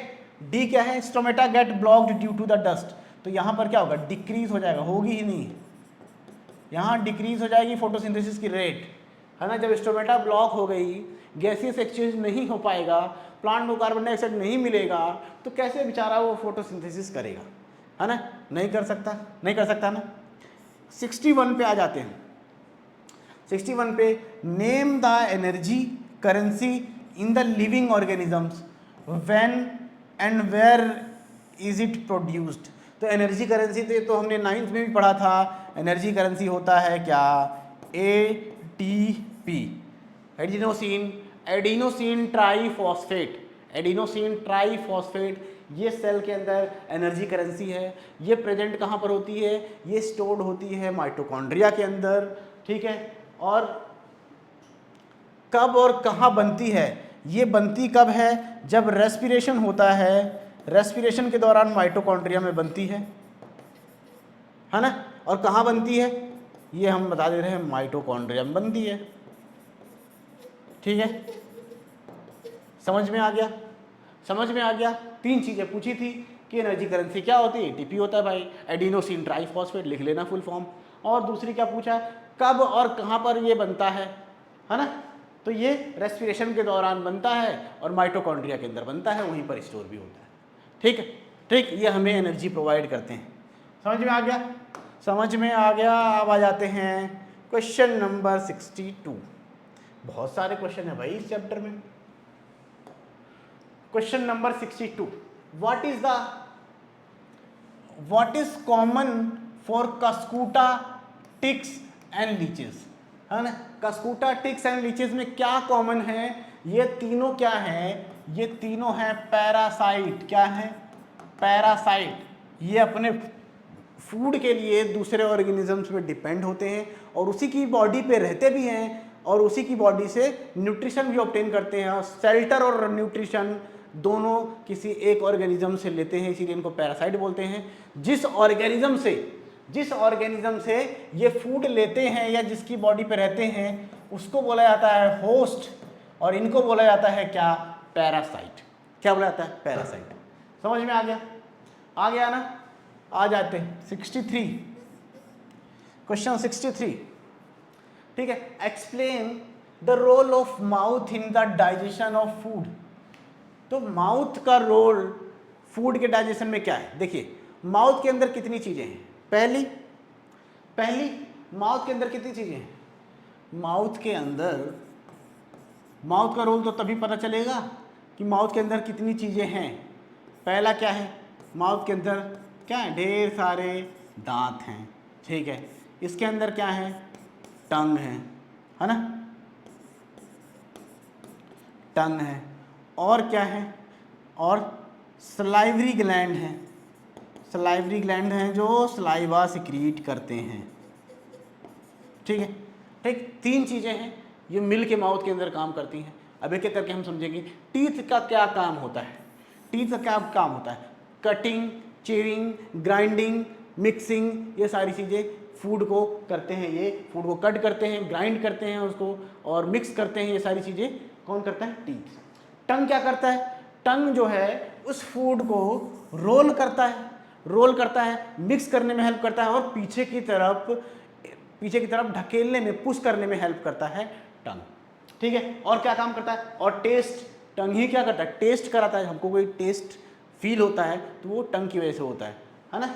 उसके बाद सलाइवरी ग्लैंड्स सिक्रीट करती हैं क्या?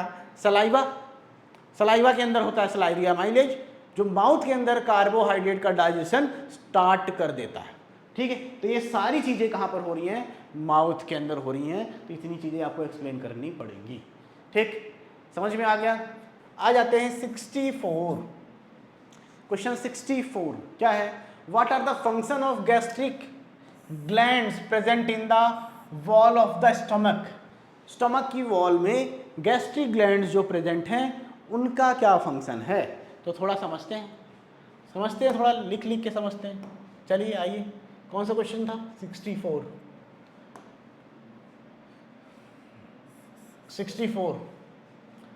गैस्ट्रिक ग्लैंड्स है ना का क्या फंक्शन है? तो जो गैस्ट्रिक ग्लैंड्स होती हैं स्टमक की इनर लाइनिंग में, गैस्ट्रिक ग्लैंड ये क्या काम करती है? तीन चीज़ें सिक्रीट करती हैं गैस्ट्रिक ग्लैंड्स। एक तो सिक्रीट करती हैं HCl, हाइड्रोक्लोरिक एसिड। दूसरा सिक्रीट करते हैं ये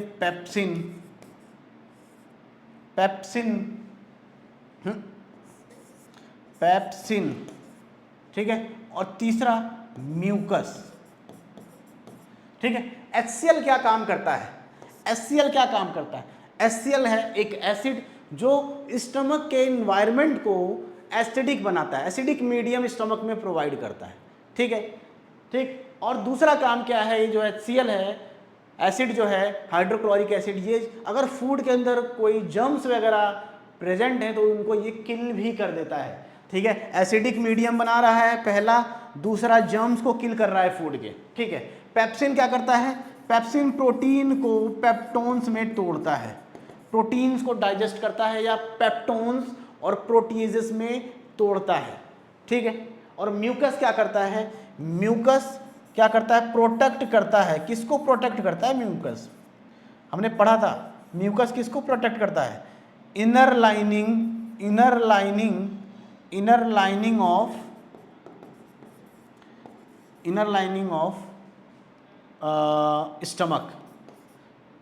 स्टमक किससे प्रोटेक्ट करता है?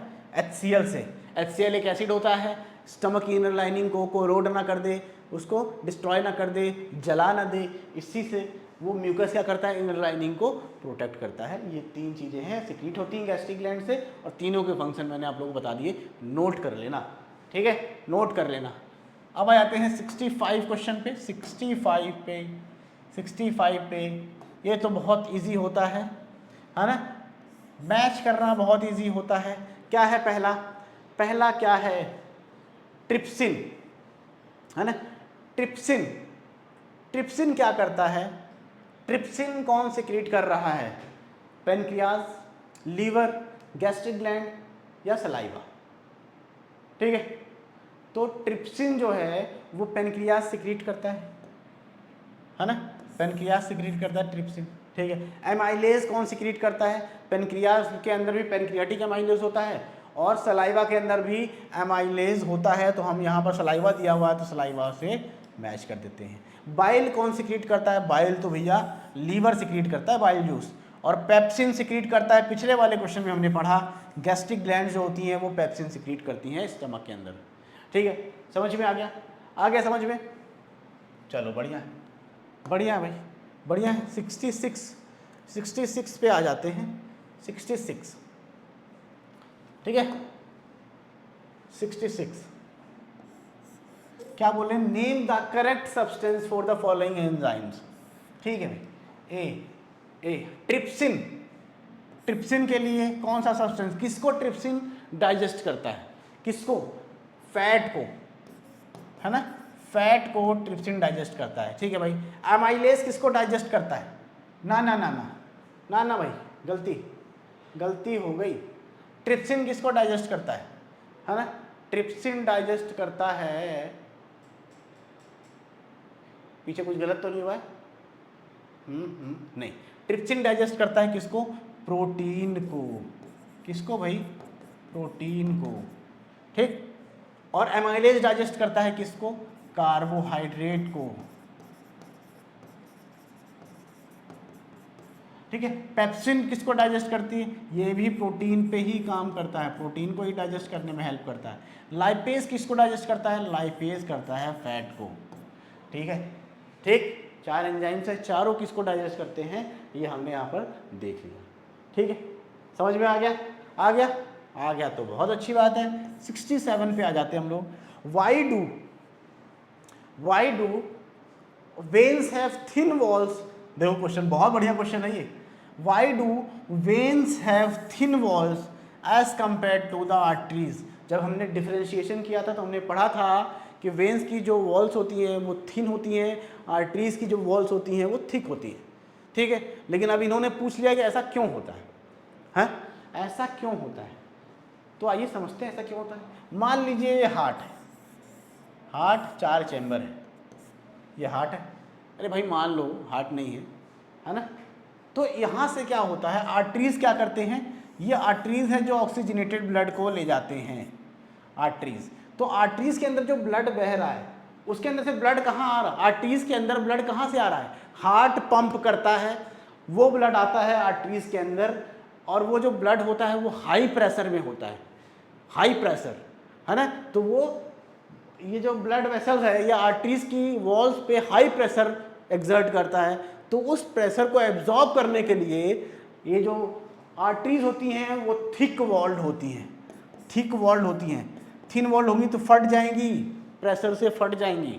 ठीक, और जो वेन्स होती हैं वो बॉडी पार्ट से डीऑक्सीजनेटेड ब्लड, जिसमें कार्बन डाइऑक्साइड ज़्यादा होता है, ब्लड को हार्ट तक ले जाती हैं। तो इनके पीछे कोई पंपिंग ऑर्गन नहीं, कुछ पंप करने वाला नहीं है। इसमें जो है ब्लड फ्लो होता है वेन्स के अंदर लो प्रेशर में, लो प्रेशर में। इसीलिए इनकी जो वॉल्स होती हैं वेन्स की वो थिन होती हैं, थिक होने की ज़रूरत नहीं होती। समझ में आ गया? यहाँ पर जो है ब्लड जो है आर्टरीज में हाई प्रेशर से फ्लो होता है, इसीलिए उसकी वॉल्स थिक होती हैं। वेन्स के अंदर लो प्रेशर के साथ ब्लड फ्लो होता है, इसीलिए उनकी वॉल जो है थिन होती हैं। ठीक, ये रीज़न है। ओके, आ जाओ 68 पे आ जाओ। ठीक है, what will happen if platelets were absent in the blood? अगर प्लेटलेट्स नहीं है तो प्लेटलेट्स करते क्या हैं? क्या करते हैं? Clotting of blood, clotting of blood का काम करते हैं प्लेटलेट्स। तो जब कहीं चोट लग जाती है, ब्लड बॉडी से बाहर निकलने लगता है, तो ये क्लोटिंग ऑफ ब्लड होता है वहाँ पर, और ब्लड जो बाहर निकल रहा है वो बंद हो जाता है।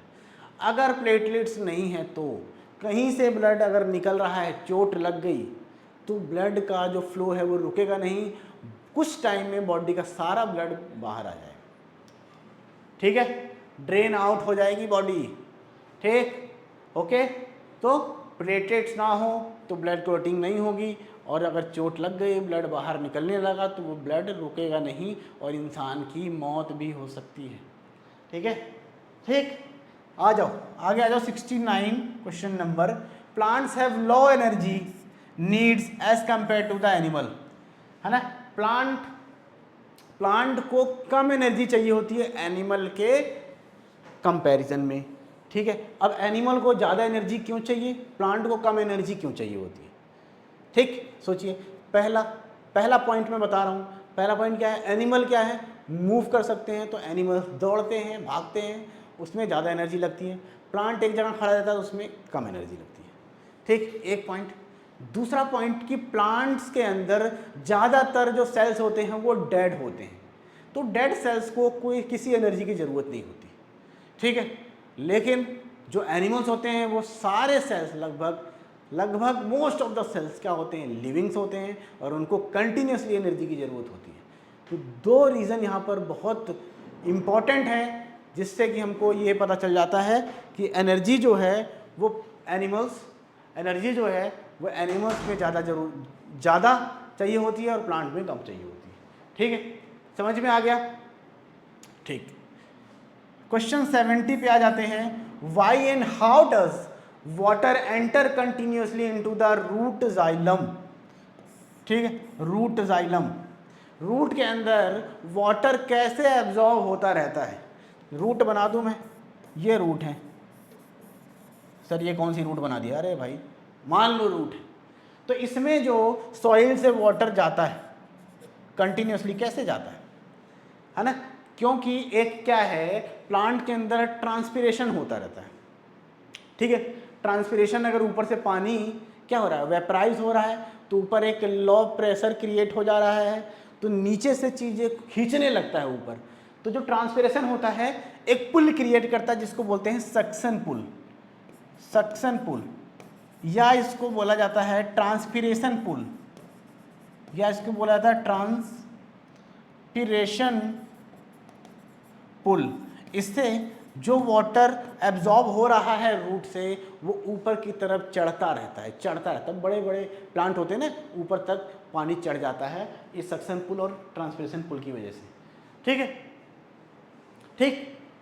और ये पानी एब्जॉर्ब कैसे होता है, इसकी कहानी भी थोड़ी अलग है। इसमें पानी सबसे पहले क्या होता है, प्लांट क्या करता है, अपनी एनर्जी को यूज़ करके पहले मिनरल्स को एब्जॉर्ब करता है। प्लांट क्या करता है, मिनरल्स को एब्जॉर्ब करता है।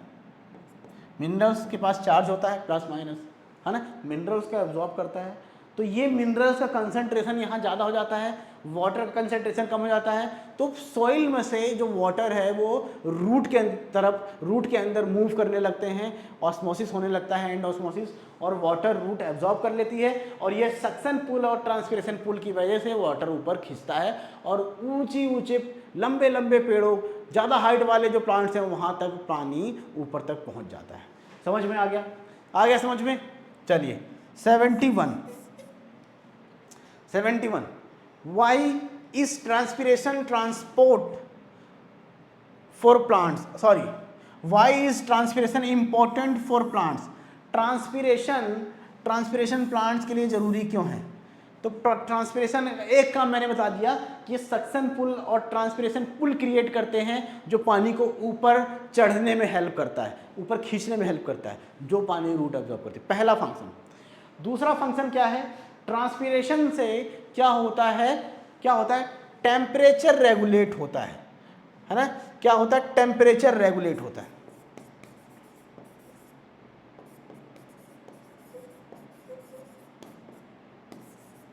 प्लांट अपने टेम्परेचर को रेगुलेट करता है ट्रांसपिरेशन की हेल्प से। टेम्परेचर रेगुलेशन जो होता है प्लांट में, वो ट्रांसपिरेशन की हेल्प से होता है। ठीक है, बॉडी में टेम्परेचर या प्लांट में टेम्परेचर ज़्यादा है तो वो ट्रांसपिरेशन होगा तो उसको थोड़ा कूल डाउन हो जाता है ना।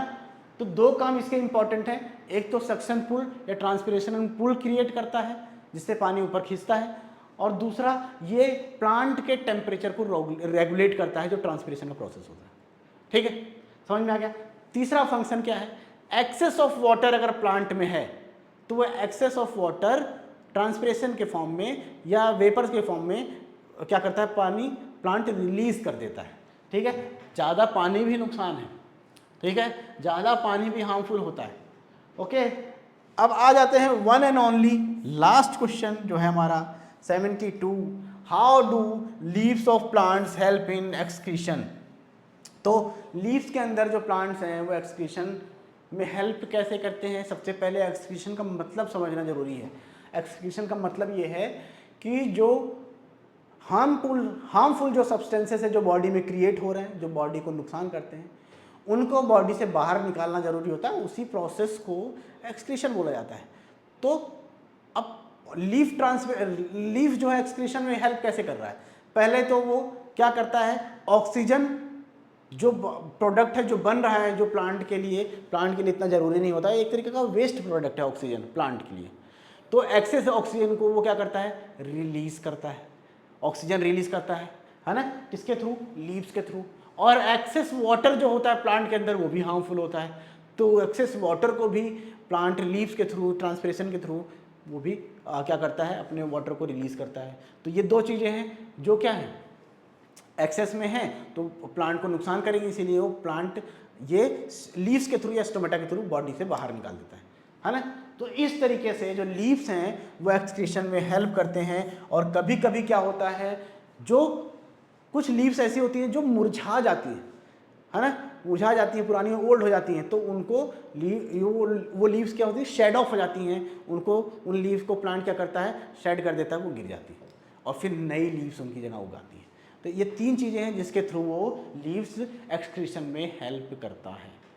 एक्सेस वाटर को रिमूव करना, ऑक्सीजन को रिमूव करना, है ना, और लीव्स को भी क्या करते हैं, शेड कर देते हैं, अगर वो क्या हो, पुरानी हो जाए या डेड हो जाए तो। ठीक है, ठीक, समझ में आ गया। तो ये हमारे 72 क्वेश्चंस हमने कर लिए। अब आगे बचा क्या, लॉन्ग आंसर क्वेश्चंस। जितनी चीज़ें मैंने पढ़ाई, अगर अच्छे से आपने पढ़ी, क्वेश्चंस को समझा होगा, तो ये जो नीचे है ये आराम से कर लेंगे, कोई समस्या नहीं होगी, कोई भी समस्या नहीं होगी। तो हमने लगभग मोस्ट ऑफ द चीज़ें जो है एग्जाम्पलर में कर ली हैं। ये सारी चीज़ें बड़े चीज़ें हैं, जो बड़े टॉपिक पे क्वेश्चंस हैं वो आप लोग वहाँ से कर सकते हैं, या जो हमने अभी तक डिस्कस किया ज़्यादातर क्वेश्चन वही होंगे, बस उसको एक्सप्लेन करना। ठीक है, उसके बाद भी किसी को समस्या है तो आप मैसेज करिएगा, देखते हैं फिर इसको भी करा देंगे। ठीक है, तो आई थिंक ये बहुत वीडियो भी थोड़ी लंबी हो गई है। ठीक है, तो आप करिए। आई थिंक मैं आई होप करता हूँ कि आप लोगों को ये वीडियो अच्छी लगी, आप लोगों को हेल्पफुल रही आप लोगों के लिए, तो बहुत अच्छी बात है। प्लीज़ अपने दोस्तों में शेयर करिए, चैनल को सब्सक्राइब करके रखिएगा, क्योंकि सारे चैप्टर्स के exemplars, one shot, live classes, सारी चीज़ें होंगी इस चैनल पे। ठीक है, तो चैनल सब्सक्राइब करके रखना, बेल आइकन को ज़रूर ऑन कर लेना। मिलते हैं ऐसे ही किसी अगली वीडियो में, तब तक bye bye, thank you so much.